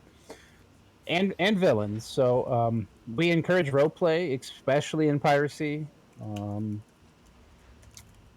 It's more fun for both sides. So yeah, okay. And I'm getting Hope some that more answers the questions question. here. Let's see. Dunkel, good to see you again, buddy. I don't think I've seen you in a while, Dunkel. Good to have you on. He says, what if someone deploys a fighter after interdiction in defense mode, but stops for the gankers? Well, if the fighter, that's kind of gray area, right? Yeah. Like anytime we see like a hard points deploy or a fighter deploy, Yeah. most guys are just gonna like It's open combat fire. mode. It's on. Combat mode for me, I'm just like, really, a fighter? And I wish fighters weren't broken in PvP because I use fighters. I still use my fighter. Okay. It's combat mode. It's on. Yeah, Yeah, and that's fair, right? So I do carry a fighter for PvP. And I wish fighters weren't broken in PvP. No, Cooley, we've got an echo coming from you, buddy. I use fighters. Big time echo, buddy. I still use my fighters. Okay, okay, Nikuli, I've got you server muted. If you can get that worked out, ping a flight leader or a squadron leader, and we'll get you unmuted. Yeah, please do. So yeah, you can ping Iron, and he can get you unmuted if you've got that sorted. Let's see. There was another question. Oh, Billip, and I kind of answered this, but let me answer this. When you pirate cargo, do they become stolen and only able to sell in a black market? Chippy, why don't you answer that? You know the answer. Yeah, correct. So one of the things we look for when finding a system to pirate in, so if there's two systems that both have the same sell price, we want to look for a system that has a black market. Otherwise, I could rob 64 tons of cargo. Well, If I'm in the hell system and the hell system doesn't have a black market, well, I'm stuck with that cargo. Right, and you're not going to get high dollar for it, right? So sometimes we ask, the mark to abandon, so it doesn't get tagged with the stolen cargo. But now there's a catch. If you're wanted and you have clean cargo, you can't sell it on the commodity market either. So sometimes we want the cargo to be stolen, so we, does that make sense? Oh yeah, absolutely. And in fact, so Bill, I talked about this earlier too. When you and I because I'm sitting in the station, I can't show. When you jettison cargo, you can jettison or abandon. And so if I abandon it, it is now not stolen. They can scoop it up, and it's just as if they mined it themselves. And so now they can sell it for full price. So if you have a good experience with the pirate and you want to be nice, right, and let them earn a little more credits, because what black market's usually about 30% less than full price. Is that right? 25? 25. Okay, fair enough. But if you want them to get full price, you can abandon, right? Or if you just jettison, now it's marked as stolen and they have to sell it on the black market. So I think when I abandoned for them, I abandoned it, right? Because, I pirate. I'll be nice to them. They were cool, right? Yeah. It was a good engagement. Another thing I want to recognize a comment that we got from Lynn, who was asking a few things. She said, thanks, guys. You've given me another view on pirates. And that's exactly what we're trying to get across. Right? There is and somebody asked a second ago, do you know dangerous.com? Right? Yes, dangerous.com is a ganker. He is not a pirate. Yeah. He would not claim to be a pirate, right? 100%. 100% a ganker. Now, he also does some PvP if you're in a PvP outfit ship, right? And there's also, to be clear, a difference between a PvP pirate and a ganker. While some PvP pilots will go gank, right? Just because you're into PvP does not mean you're a ganker. And there's lots of PvP guys that won't gank. A friend of ours, one of our mentors, Lego Robot's a great example of that, right? Yeah. Lego loves PvP, but I don't know that he's ever ganked before. I tried to get him to join the code. Oh, did you? Okay, gotcha. But he just, which is great. So the code, we have both. There's, like I said, there's no. We take everyone. We have guys that do almost completely like PvE and BGS. We have guys who only do meta PvP, guys who won't gank.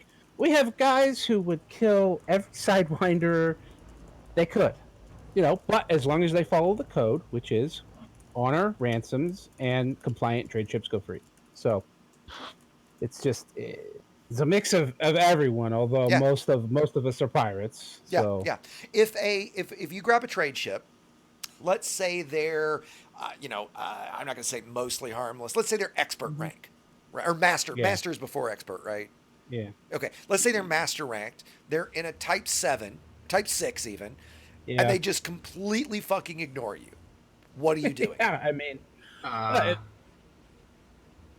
It just depends. Like, I'd like to try to disable, like drop the shields, blow the drives out, and then hatch break. If they're not responding to comms, sometimes, two things. Since FDev updated the message menu, that you can have messages on different tabs. Right. So sometimes they don't even see them at all. Yep. Voice comms sometimes helps. I was gonna ask that if you guys ever actually try to initiate voice comms and actually speak to them. Definitely, it helps sometimes. So there's that. But it just depends. Like, if they are, I usually, I'll give them a couple of times if they escape, if they get away, manage to low wake. I might try to pull them 2 more times and disable them, and then on the third time, I'm not gonna go for the drives. I'm just gonna blow you away. But obviously, if we see like a mostly harmless, he guy doesn't even know what an internet. He's never had an interaction with a real player. Yep, exactly. No clue what's going on. Right. They panic and hit silent running. They panic and hit and their shields drop. Cargo. Yep. So we will tell them like, hey, hit enter or hit this to chat, or if we do take their drives out, we walk them through the reboot process. I've done the same thing for folks. Yep. Right, because again, correct me if I'm wrong. For me personally, when I pirate, my goal in no way, and people think this, and I've had people scream at me in chat before. I mean, in comments and videos before. Right, my goal is in no way to ruin your evening or to in any way lessen your gaming experience. Right, I want us both to have fun. Right, so to your point, Shippy, if I do disable somebody's drives, right, I am sending them messages like, okay, here's how you reboot repair. Do you know how to do this? Okay, let me, and this was before I ever started my channel too, right? It was like, let me walk you through it. Go to your right panel, right? Because I don't want it, because I've actually seen people that that I disabled.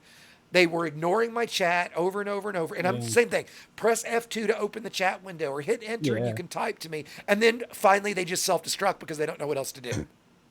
Yeah. Right? And I do feel bad in that case, right?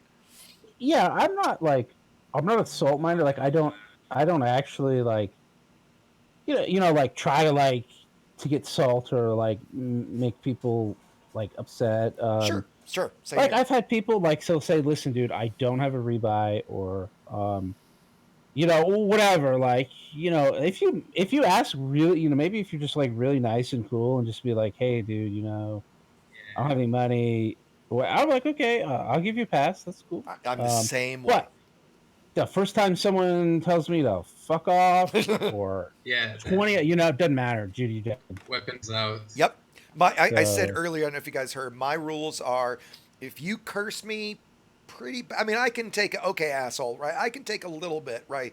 If you bring out the C word, the see you next Tuesday word, you bring out that word, anything that's racial, that's bigoted, any of that, right? You start shooting and you don't stop, because I also have a macro that's like, okay, dude, stop firing and I'll stop. Or if you come to a full stop, I'll stop firing and we can end the combat here, right? You won't stop firing, or you're relatively high ranked and you just fucking ignore me. Right, and you just keep jumping, go in a straight line, and just ignoring me. And those are the times when I will, go full weapons hot and like, okay, right. Especially you curse me or you fight back. You're gonna die, right? Yeah, I have a macro. So like the first macro, like I DM it to you, like he says, this is the code, power down and submit.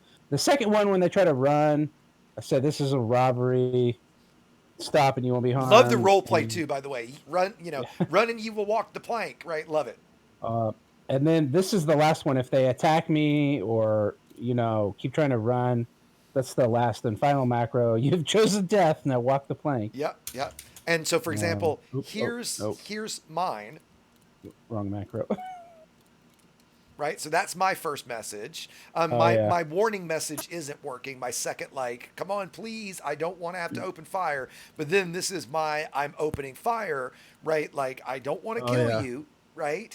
And again, this is another key, guys. A true pirate is going to have message macros like this, right? They are going to be sending you messages very, very quickly. They're not going to be going, hey, 2 tons,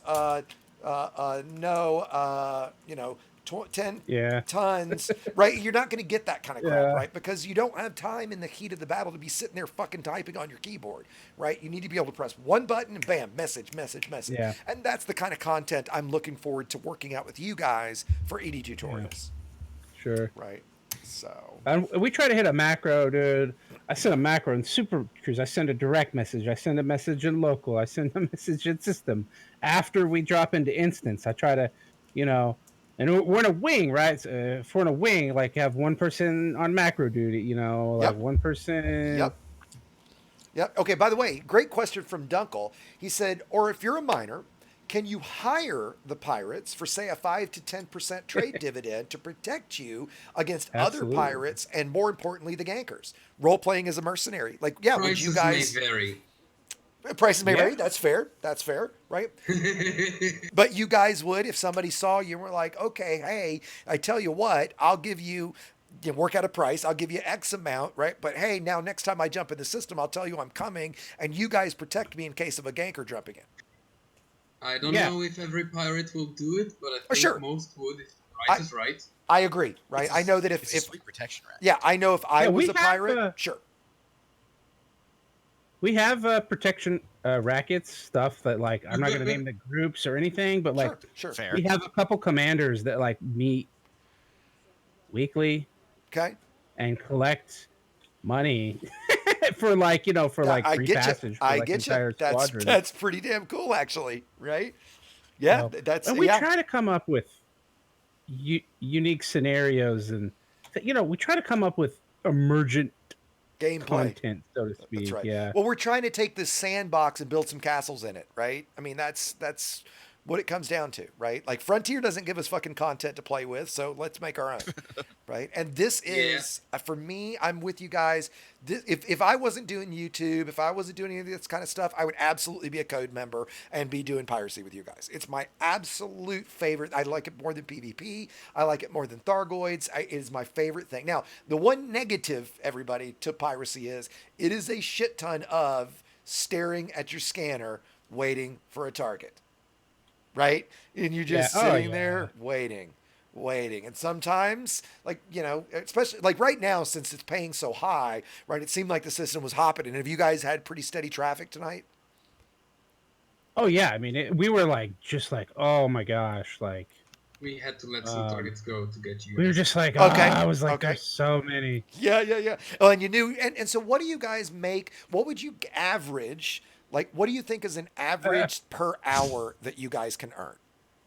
Oh, it depends on the hours and the day, and if there's Corona outside. I mean, dude, I've made billions. You get a couple T9s. This guy, what are you doing? This guy says he's watching the stream. Okay. And who is it? I'm pirating Theodore Elliott. Okay, I don't see Theodore in chat. Okay, but I thought he started to run away. I was like, really? I told him to drop 10 times. There you go. All right, coming to you. And somebody on Twitch just said, like, basically, if I've got a full load of LTDs, I'm probably in solo. And you know what? If you don't want anything to do with this, you can't handle it, you don't want anything to do, just play in solo or private. Fine. Right? We would prefer you play in open. We would greatly prefer you role played with us.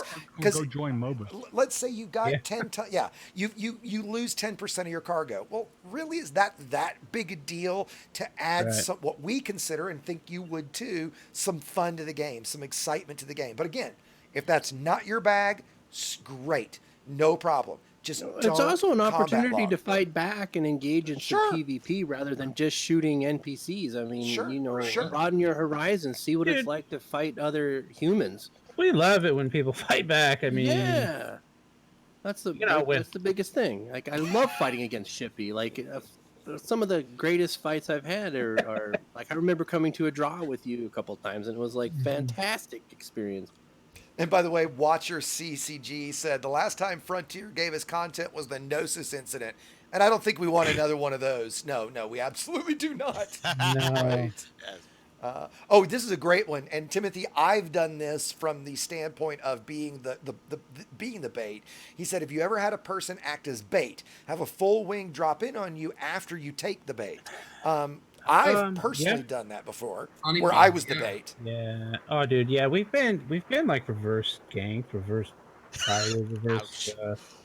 Not often, just because it's kind of hard to set up, and but yeah, I've definitely dropped in on wing signals or like piracy attempts and had full wings drop in, and either try to white knight or try to just, hey, let's just fight. Let's just, that kind of thing going, right? Oh, yeah.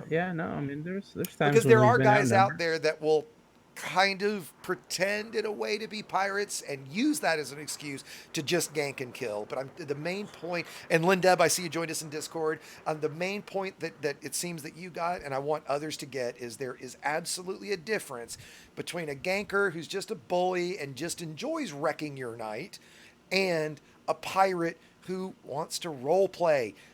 Piracy is advertised gameplay. That's why we have hatch breakers. That's why we have interdictors, right? So we love using those tools, right? I would much rather interact with a human who's going to do something different every time and text back to me and chat back to me than try to pirate some fucking NPC, right? I mean, but yeah, I mean, we can make you get a T9 that has I've seen guys come with 500-600 tons of void opals, and you take 100 of 200 of those, and that's Sure. Dude, Real money. That's like Well, boom. That's like. And when we used to be able to low temp diamond pirate NPCs, a couple times I've found Type 9s with 500 tons of low temp diamonds worth $1 million each. And in 30 minutes, I've just stolen 500 million credits from an NPC. Right? I mean, that used to be awesome. Here, let me give you so I can tell you. Let me give you an example of exactly how much we steal. Right now, Code is ranked number 24 in Squadron, and so if you go to the Squadron panel, yep, Dev ranks all that. So, okay, so you have a PvC pirate group out of all of the hundreds, thousands of squadrons there are. We're ranked number 24. And all that trade comes from the black market. We were ranked number 2 after the Void Opal, after they added Void Opals in. Wow. Code was like number 2 for a while on the trade rank position. So that's how much we're stealing and selling. Impressive. Because I tell you, we don't have guys that are 24. running Imperial slaves and cutters between stations. Yep. So you guys are 24 right now. What the hell? Are we really? We're 12. Yeah, we're ranked 12. Yeah, wow. We're ranked 12. What? I had no idea. That's fantastic. Well, nice done, guys. The squadron here, we could say phenomenal. Squadron, I'm proud. Squadron 11 is doing pretty good on some things. We're ranked 20th in CQC, by the way. Well, that's all you. Mostly me. That's all you. Nice. Is that our now. highest one? I bet it is. Hell, we're only 30th in combat. That's not bad. That's ranked 30, yeah. Oh, dude, that'd be great to get us in the top 10. We do have a loose, kind of unofficial coalition with Code. We do. We came to you guys help when there was a war recently with another They are in YouTuber. debt to us, right? Yeah, but they're pirates, so if a pirate owes you something. Exactly. Exactly. We're gonna have to come to collect the booty at some time. And by the way, just quickly. Oh no, go ahead. Please. Yeah, you do. Yeah, you guys do. I see that the Burr Pit is first in trade at is that 88 billion or is that 8 billion? Yeah, they usually win, I think. 88 billion, and we're at am I doing the numbers right? We're at 29 billion. Right. Wow. But we're very close to getting in the top 10. We're at 29 and 10th place is 31. So we're pretty close to the top 10 even. Yeah, That's and great. it's all from pirating. Right. Go ahead. Well, you guys have changed my mind about pirates. I'm glad to hear it. Yeah, that's why I like doing these, right? Well, I was just, that one guy, he really gave me a bad taste for you guys because he interdicted me, and of course I tried to run, and I got to the next system, and there he popped in behind me, and he yanked me again, and blowed me up, and so I started off again, and all I was doing is courier missions. I had no cargo, no limpets, no nothing, just a Diamondback Explorer. Yep. Yeah, I mean, and I started off again, and he yanked me and blowed me up, and finally I said, you know what, fuck you. Yeah. And block, and you can block people in that case, right? That's block function is very strong in this game. Yep. I didn't know you could. Okay, you know what? If you're watching on stream real quick, I'll show you how to do this, right? So if you go to social, right, you can put in someone's name. I'm going to pretend like Iron Fist is here. So I'm going to pretend I searched for Iron Fist. Oh, come on. What the hell? Okay, there we go. Come on, there we go. If I go to Iron Fist, you see right here, block player. Now, it's not 100%. Right, it doesn't absolutely guarantee you will never instance with them, very well. But it does work, right? So it's certainly a first method to do is just block them, right? And the players like us, the only thing that we ask someone is don't combat log, right? Don't make two wrongs, don't make a right. Just because they're being a fuck, right? Don't combat log and cheat, right? Yeah. But I didn't even know go how to to solo, do that. and that's great. That's great, right? But go to solo, go to private, block them, just get the fuck away from them because that's, to be clear again, you didn't have an experience with a pirate. You had an experience with a ganker. That's a very different thing, right? And what really insult injury is that I guess he knew that I watched a lot of videos about Elite to learn because I'm a I think I've been playing since maybe the end of December. Okay. Not very long, and just trying to learn. Sure. And he kind of posted a video of him blowing my butt up and says, "Ha ha ha! I got another one." And I was like, I posted on his thing, "Fuck You could you." probably We get a flag on his probably video. we probably know who it is. Even let's not name names. You Yeah. can tell us after the stream Yeah. because we probably know who it is. Here's the best way to deal with people like that. You ignore them. You don't respond to them. They are an NPC. You don't, because what they're looking for is you to get pissed off. They're looking for you to scream at them and yell at them and act like the child that they're acting like. They want to ruin your night. They want to push you out of the game. They want to push you out of open. They just want to be a dick. Don't let them. Just ignore them, Salt block them, and miners. go along. It's salt miners. Just block them and go about your business, right? There's several commanders like that in the game that I don't even acknowledge anymore. They are just NPCs. Now, the main one is banned, so we don't have to worry about him anymore, right? But they are NPCs. You just ignore them. Like we ask guys that join our squadron, we say, look, if somebody griefs or ganks you, we just ask you don't even reply to them. All right, they killed you. Great. You go about your day. You don't scream at them. You don't yell at them. You just nothing, right? They're just there. Let them be the child that they're being, and you go and don't sink to their level, right? Well, what I did is I just went the opposite direction and went 14,000 light years out and said, to hell with going to the.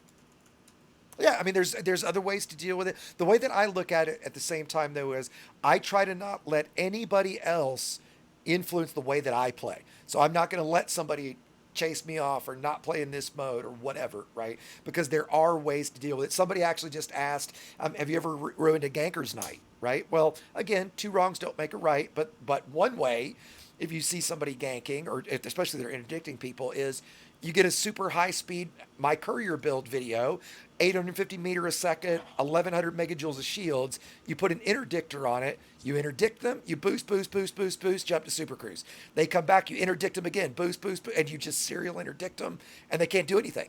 They can't kill you, right? They can't get away. Oh, it's awful. Not gonna lie, right? It's lie awful, with that. right? It's I a hate that. really douchey thing to do, right? But that's if you want to reverse gank somebody, or reverse creep somebody, that's the way to do it, right? And actually, the best thing Walter just said, pro tip, the best way to hurt a ganker is to pretend they don't exist, and he's totally right. Right? That's the best way. Don't give them salt. Don't try to get it back. Don't talk shit. That's what they're hoping for. Just ignore them. All right, fine. If you think it's a big deal that you killed a DBX with a combat ship in Elite, really? Like that's so impressive. You need to post a video about it. Like, how sad is your life? Right? Now, with that, I'm going to go ahead and change gears because Mango's here, right? Mango, come join us in Discord, buddy. He just chatted on stream. Mango's the worst ganker of Oh them all. my God! He creeps everybody. Actually, that's right, guys. In chat right now is primo ganker. No, let's switch gears and do some CQC. So, as you guys know, we always end streams with CQC. I'll stream it a little bit. I'll probably stream the first match, and then I'm either going to head out to talk to these guys, or I'm going to jump into VR. So regardless, I'm only going to stream the first one. If you're in Discord and you want to play CQC, please head to the Sidewinder Slaughter channel right below us, just so we can get a head count. If you're on stream and you'd like to join us, message me in the live streaming chat channel.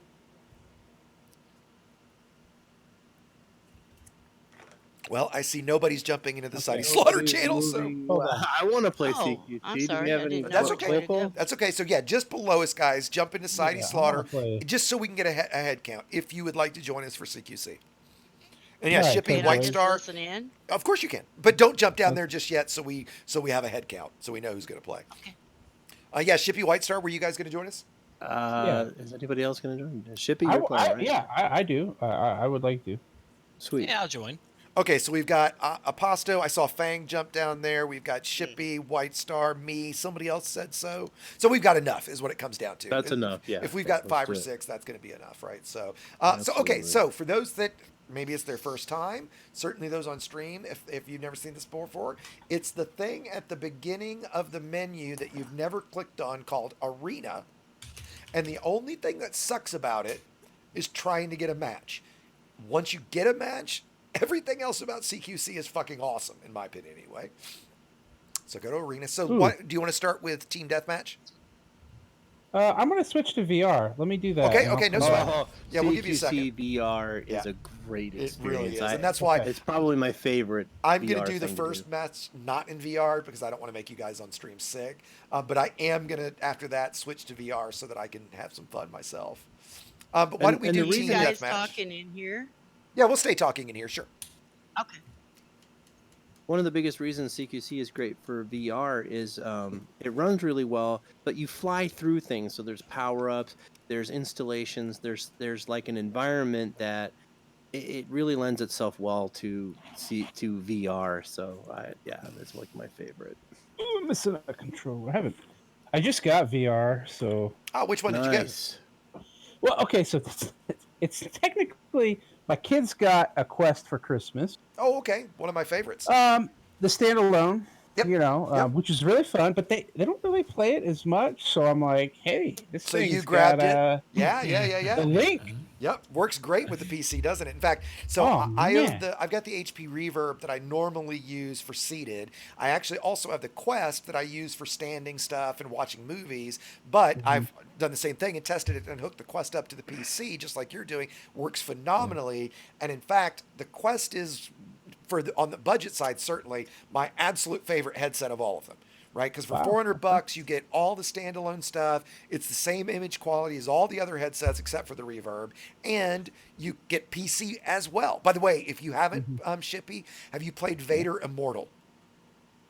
No, I haven't. It's excellent. Yeah, it's fun. I have really good. I haven't played it yet. Oh, and especially there's three chapters of it, whatever the episodes of it. The third episode, the dojo in it, like the kind of arcade mode, you get not only lightsabers, you get force abilities where you can force pull things to you, like you can reach out to a stormtrooper and force choke them and force pull them at you and throw them. You can reach out to a blaster and force pull it to your hand. You can throw your lightsaber and force pull it back to your hand and cut something in half, right? You get grenades. Wow. You get Palpatine force lightning where you can zap things. It's fucking great. And in the other two, you get some force abilities, but in that last one, you get full on force everything. It's great. Huh. I'm going to have to play. Yeah, I mean, that one's worth it. It's only $10, right? Yeah. I think I've got them all. Yeah. I just haven't played it yet. When Darth Vader walks up to you and you see he's like 7 I'm gonna say he's fucking huge. Yeah, I guess he's supposed to be. Yes.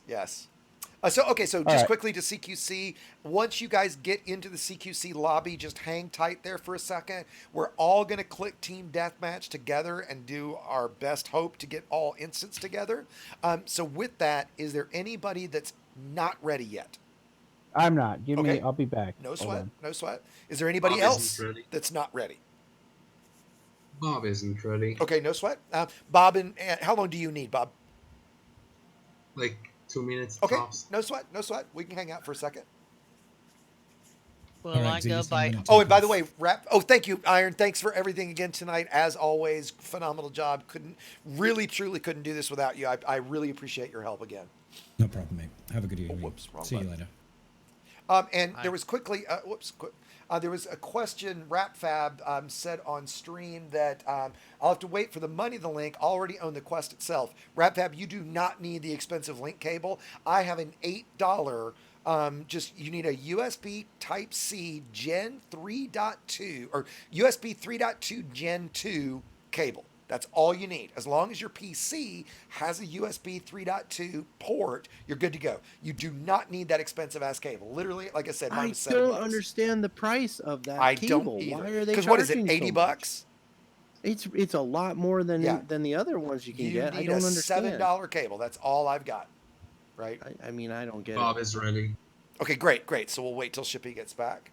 Right, so please, Rap, don't let that keep you from doing it, man. If you've got the Quest and you've got a PC with, say, at least a 1060, right, you are good to go. And he's got an X56 as well. Oh, yeah, dude, you're ready, right? And you know what? Dunkel said Oculus recommends a while ago some of the anchor cables. So before their link cable was out, that's exactly what they did. For journalists that wanted to test it, they were like, buy this cable. That's the cable I bought, and it was $7. It was from Anchor. I think you can also get them on Blue Jeans cables as well, or just the Anchor cables on Amazon, right? You do not need to spend that, whatever it is, 70, 80 bucks. One of the differences on the proprietary cable is that it's got an elbowed mine does part, too. so that, okay. I mean, I'm with you. Know. I'm with to you. Me, I right? don't get it, dude. I just don't know why they charge so much for that cable. Yep. Oh, Pasta, do you want to hear some good news? My wheelbase and wheels are in Atlanta. Nice. I can't. So, guys, you know what? I'll show you. I'm gonna post pictures of it once I get it. But let me show you guys the toy that I just ordered while we're waiting for Shippy. Yep, got you, Shippy. So I just ordered this steering wheel. Guys can see not this setup that's $1,600, but I just ordered this steering wheel, and where's the wheelbase? This wheelbase. So I ordered this wheelbase. Where are the steering wheels? This company's got some nuts gear. Hey, can you guys hear me? Yep, we got you. Yes. Yep. Roger. So so I ordered this wheelbase, this Formula steering wheel, and this for drifting steering wheel. Because I mentioned this earlier, we have a sim racing group around here, and it's all going to be here tomorrow, and I can't wait. I can't wait. You're playing what with this? Sim racing, Project Cars, Assetto Corsa. I'm first, gaming wise, I've been a sim racer a long time, a lot longer than I've played Elite, right? A lot longer before Elite existed. So. Okay. Are you going to cast this? I'd love to see. Yeah, I'm going to stream the first. Oh, you mean racing, or this? No, I mean saying racing. Yeah. We talked about that earlier. I might start streaming racing. We do a practice sessions on Saturday morning at 11 Eastern, and so I might start streaming those if there's interest, right? Oh, I would watch it. Believe you me. Okay. Well, since it's in the dirt. Yeah, I try to not. I mean, it's not elite content, so right. That's why I kind of hesitated. But I said earlier, Yamix was streaming Doom, so I guess there's. We should start a sister channel, like a sim racing channel. That'd be fun. Yeah, Squadron. What we call it? Not Squadron 11. Level maybe 11. Not Squadron 11. Level 11. Squadron 11 is not level 11. No, I know. Racing 11 or. I think just level 11 racing. Level 11 racing, yeah. Well, and actually, Metz's did that level 11 racing logo. Okay. Yeah. CQC. Awesome. Is anybody not ready? Oh, we're getting a wick. Oh, we got echo. Shippy, we got echo from you, buddy. Like big time echo. Okay, there it goes. Looks like it's fixed now. Is anybody not ready to click Team Deathmatch? Great. That's what I wanted to hear. So I'm going to count it down. 3, 2, 1, and click. 3, 2, 1, click. Yeah, I wouldn't mind. And yeah, Dunkel, I don't love the F1 games, like the Codemaster F1 games. First of all, you can't play them in VR, and they're much more. They're not bad, but they're much more arcade. Fortunately, you can drive F1 cars in Assetto Corsa and Project Cars 2, and even iRacing. I haven't played iRacing in a long time. I let my subscription lapse. The sad thing is, I've got $300 worth of cars and tracks that I own in iRacing, but I can't play them unless I pay the $10 a month fee. Which I'm probably going to renew since I just got the wheel, right? Or I'm about to get it. You know what? If you do, let me know because I'd like to. I want to spend a lot of money, but I'll buy a car. Do you have an account yet at all? Hey, look at that! I do. Yes, I do. Oh, we got pretty much. Oh, we didn't get you, Shippy. Oh no. We got Ildren actually. Have we got 8? Damn, we got 8 and we didn't get you, Shippy. Oh fuck. It just is what it is. We can see for the next match. Maybe somebody will drop Shippy. I hate that, Chief. I was really looking forward to seeing Shippy in CQC. We could, after this match, Aposto, we could try to do a squad and see if. Yeah, we could try again. It's been a while since we tried. I'll drop out. Oh no! I mean, no. I hate to ask somebody. Well, don't anybody move now because once you have a match, it's done. Dropping out won't help anything. So. Somebody beat me to the cheese. A few things for those that have never played CQC as we're playing. You must visually target, so you can't cycle hostile, and I suck not in VR. You can't... I should just shut up and fly. You guys hear me now? Yes, we can. Yes. Yeah, you're good. I had to reboot. Oh, bummer. Yeah, well, it wouldn't switch between my headset and the like mic and the. Shippy, are you familiar with Voice Meter Banana? You ever heard of that? I've heard you talk about it. That's something that you want. It would solve that problem. We can talk about. We can pick that up later on. I can show you about it. Okay. Cool. Like with Sidewinder Slaughter guys for CQC, pit management is super critical.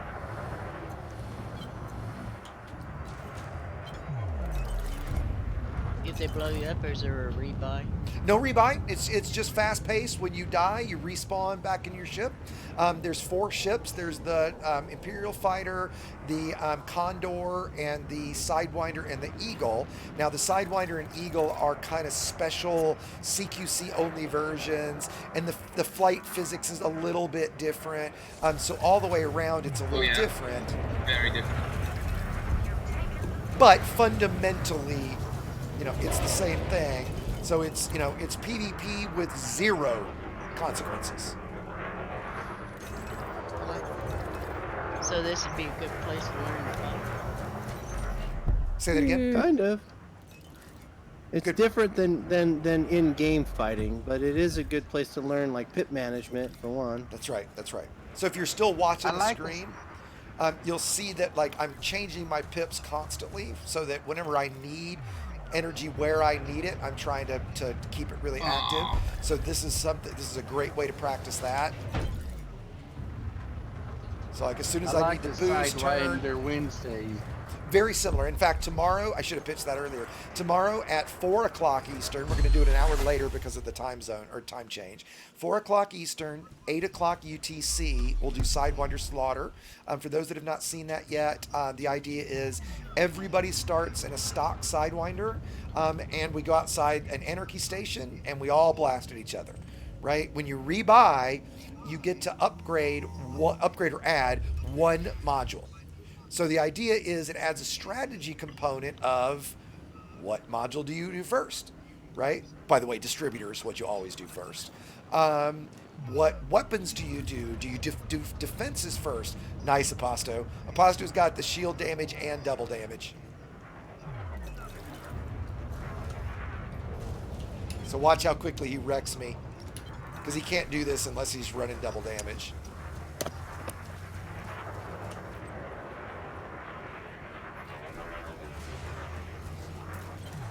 Oh, Fang Danker or Fang Darker. Danker? Fang Danker? What the fuck is that?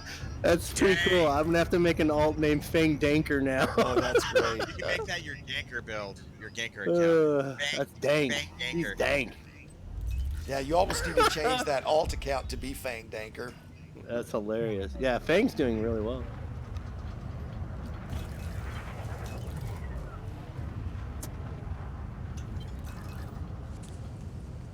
So again, I feel somebody shooting at me, but I can't just target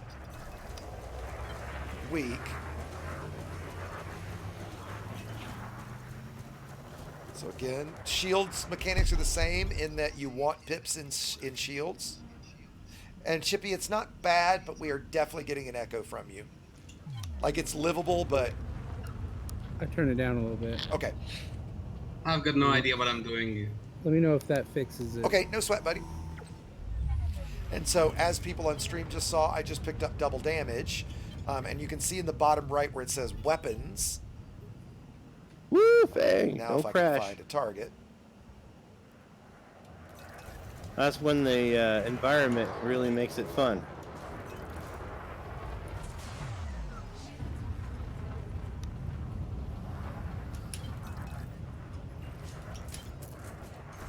Oh, nice, Ildren. Oh, Pasto got the kill. Oh, I was going to say, Ildren, why aren't you in Discord? But you are in Discord. Evening, buddy. How are you? This is actually a pretty good match. 10 to Yeah, 10. this is good. We had a pretty strong lead right off the bat, and I thought it was going to be kind of one-sided, but... So I just got stealth, everybody, and so stealth is kind of like silent running. This is speed surge, which is kind of worthless. Watch how quickly this dissipates. It's only really good for slamming it in reverse. Watch this. Shonk! And for this brief few seconds, like 3 seconds, and now it's gone. So if somebody's chasing you when you go through speed surge, it's pretty cool.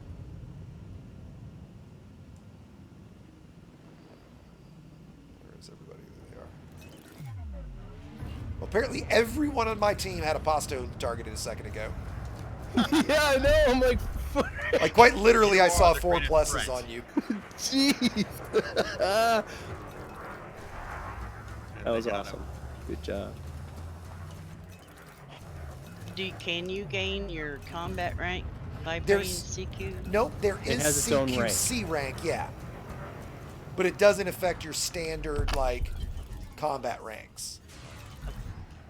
Oh, I'm gonna die. I'm dead. And so, like Apostle said earlier, one of the biggest skills that is important here and that you can learn is very active pip management, like changing where your distributors are. And if you're watching the stream, you'll see that I'm changing them every few seconds. Also, your timing too. Like, when are you gonna use that chaff? Because you die so fast, you gotta really be careful what you're doing.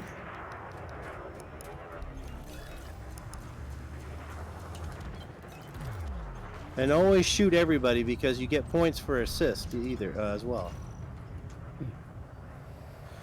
So what's the best starting ship here? I like the Condor. Yeah, you start in the Condor, so that's what you're stuck Yeah, starting the one that with, you start right? with Yeah. is pretty good overall.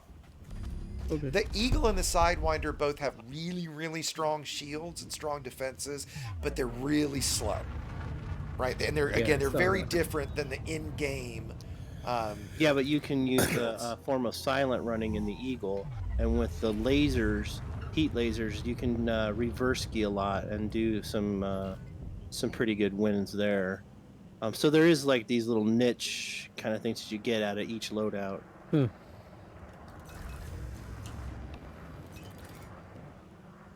Another match we could try to play too is there's 3 modes. We're in team deathmatch. There's deathmatch, just straight everybody's blasting at everybody mode. And then there's a phenomenal capture the flag mode. I have never seen that, never played it. Oh, capture the flag is fucking great. Yeah, it's so good. Really is fun.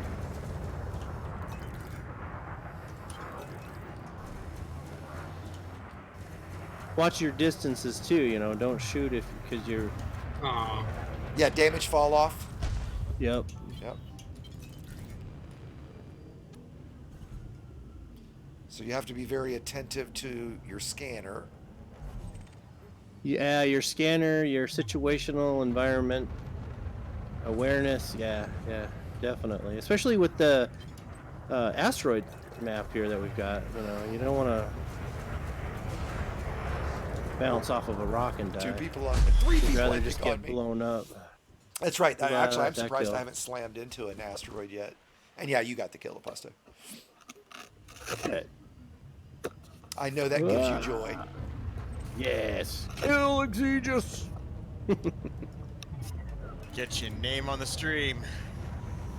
Yeah, it's not like it's anything impressive to kill me. That's for damn sure. There's a target. There's one.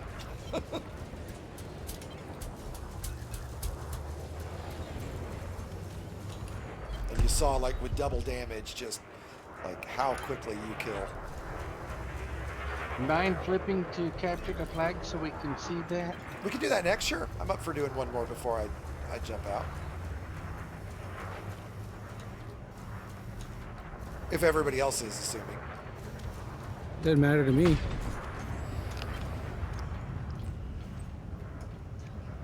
Sorry, Ildren.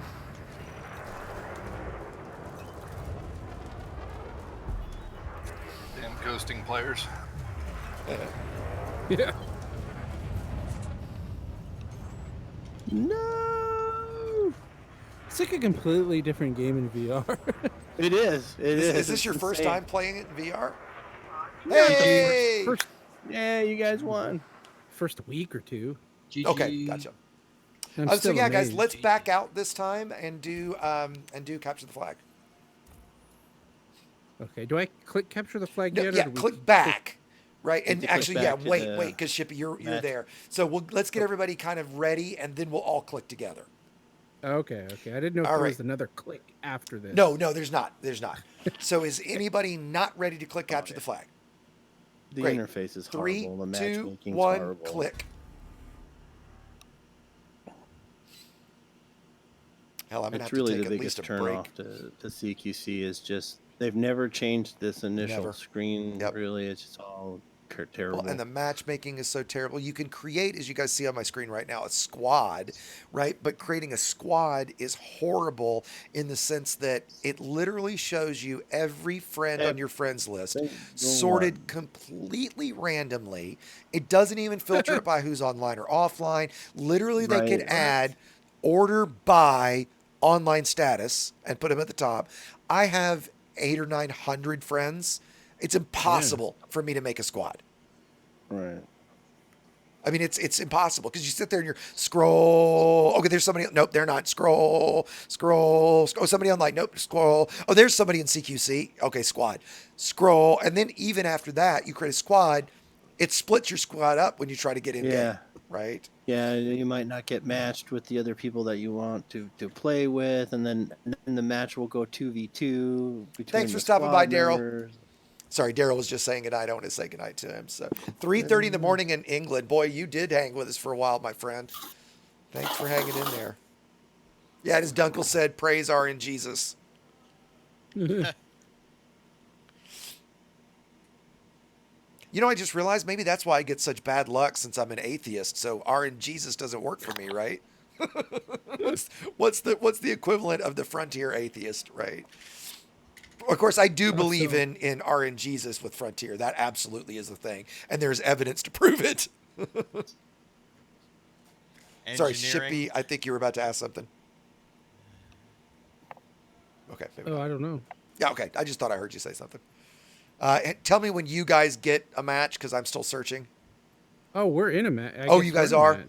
You guys got White Star's in a match with Shippy. Womp womp. Do you guys have 8? Ooh, wow, this is nauseating. Yeah, 8. Okay.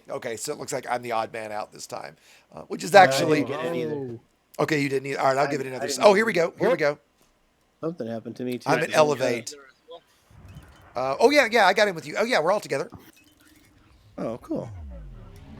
Now, normally, and we're not going to, but normally we would split up like wings and chat, right? So we can all communicate with each other. But in short, what you're doing is you've got to get their flag and bring it back to your flag. So, for example, right now where it says protect with the checkerboard, they've got to get the flag across there. And Aposto just picked up our flag.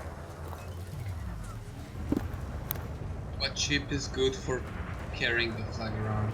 I'm good for The nothing. fast Do I have the ships. flag? You do. I have the flag? Yes. I don't know where to go. Oh no, Aposto has our flag. I don't know who has. I don't know who has. Which one of us has the flag? I have no idea what's going on. I'm so bad. You'll see on screen a kill, and you'll see a recover, and you'll see like target and protect and escort. Whoever's looks like we're about to score, get it across. Whoever's there with it, get it across. Just touch our flag. It's right there on it. Oh, it was right there.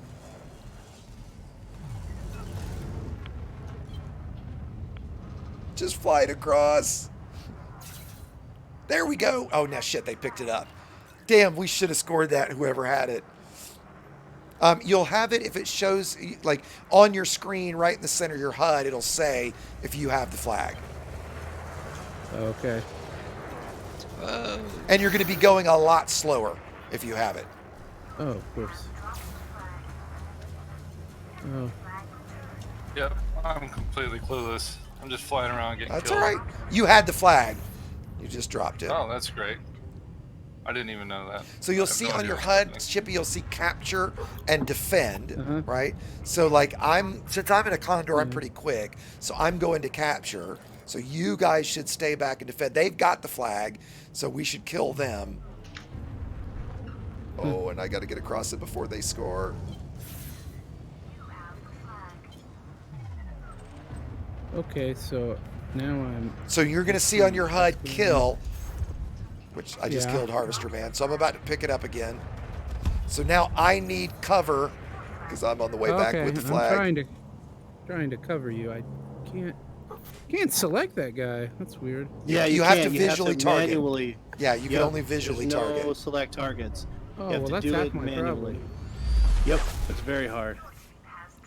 Now, since you're in VR, at least you can look around to Once target. you get used to it, though. Oh my God, spin cycle. Not good. Close your Not eyes. Good. Yeah. Close your eyes and hit boost.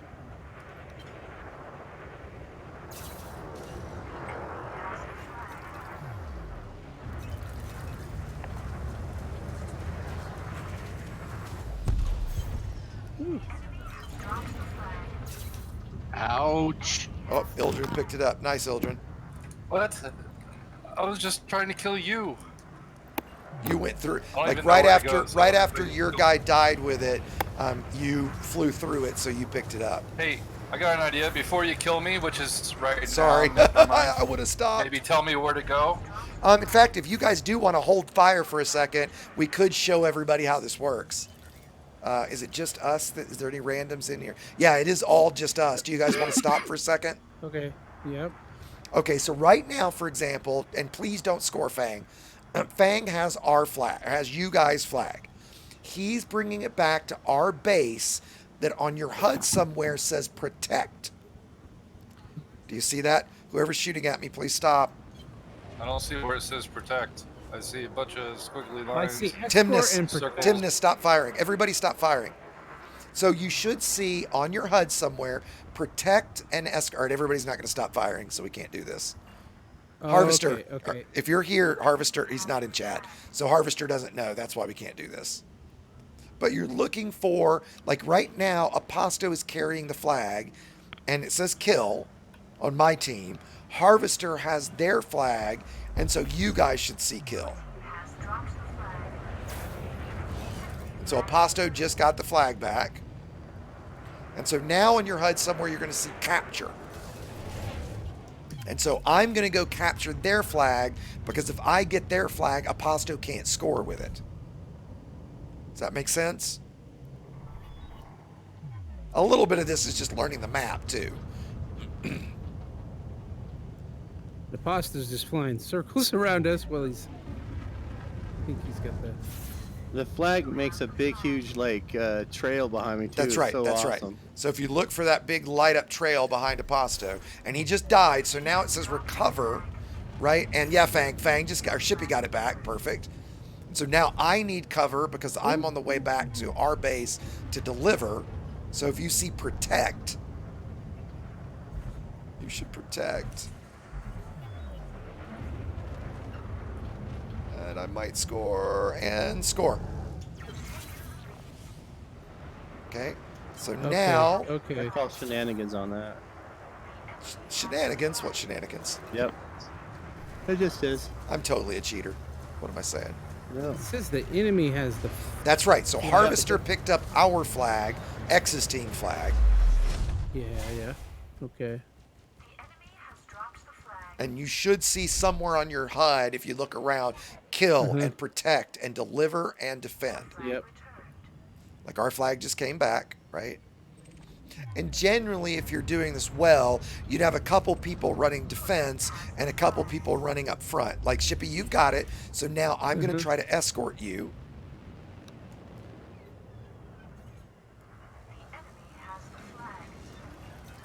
Don't know. Okay, I see where it says deliver now. Come on, Chef. Come on, boost. Ah, I was so close. I'm just avoiding the flag at all costs, so... Okay, now we need our still know where to flag go back because they've got our flag. So if you guys can kill Aposto and get our flag back, and I can stay alive, So yeah, so get a I guess you Aposto. even get shot when you don't have the flag.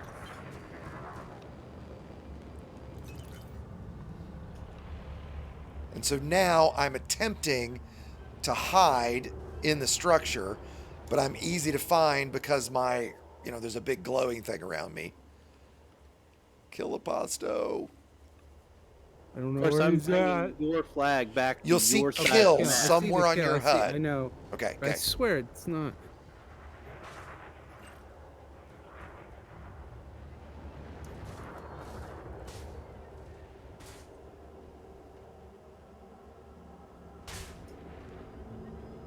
I'm playing you got cat and shield mouse with boost. That's somebody. dumb. Oh, that's gonna hurt. That was not where I meant to go. Fuck. You're staying on him pretty good. I just lost my shields. Come on. I'm gonna die soon. Do your thing. Please kill him and get it back. Oh, please get it back. There, yes, perfect timing. Dude, I boosted right across it and it appeared in front of me. That was fucking epic. Oh my God, that was such good timing. Through a thing. That was I'm such just good gonna fly out in the timing. middle of nowhere, and you guys can chase me and kill me, I guess. Well, if you do that, you'll get outside the That's arena okay. and I just don't know where die. to go with it, so it's. Well, on your HUD somewhere you should see deliver. You're going. Let's put it this way: you're going completely the wrong direction. Well, come get me, I guess. Turn around. If you leave the zone too much, then it won't. I was fine with that. I don't know where to bring the flag anyway. Well, it'll say deliver, like there's an arrow. Yeah, I like didn't see on your anything HUD that said somewhere. deliver. Like right now, there's a kill because Aposto has the flag There's again. a little arrow, something pointing.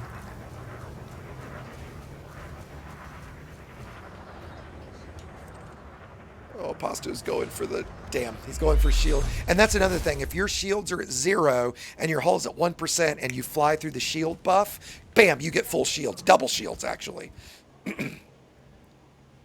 So we need to get their flag quickly so Aposto can't score. So if you're near theirs where it says capture, go get it. I'm just gonna kill a boss though. Well, that's fine too. Like I'm rushing to just get their flag to keep him from I don't scoring. know what that was. You're just gonna kill me? I'm gonna try. You son of a bitch! How dare you talk that way about me? Oh, now I got lots of people shooting me. I distracted him from something, maybe. I'm at 0% hull, by the way, guys. So kill him.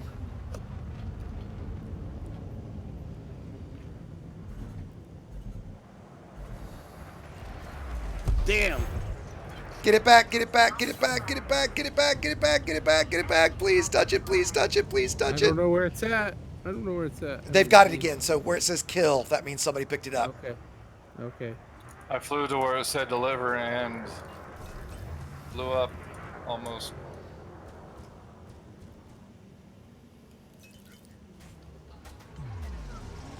Oh, you did something.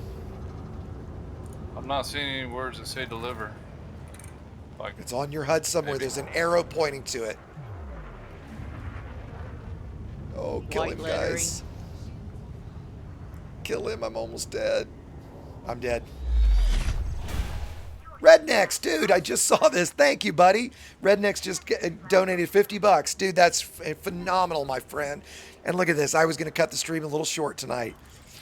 I hope you're in. Are you in Discord with us, Rednecks? Dude, Rednecks, you should come join us for this. Oh, damn it. And they scored.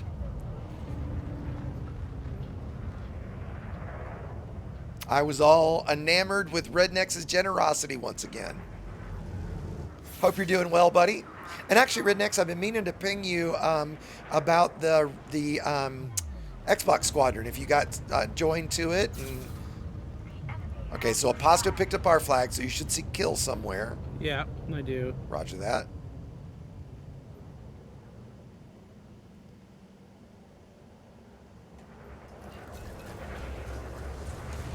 Hey, Aposto. Hey, buddy.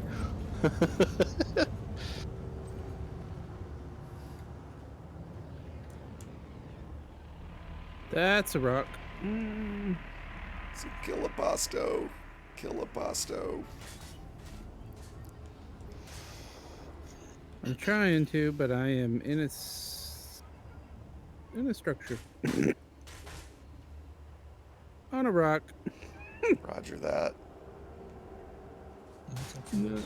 Not very good at this, but I at least kind of now understand what's going on. It's not super simple, so.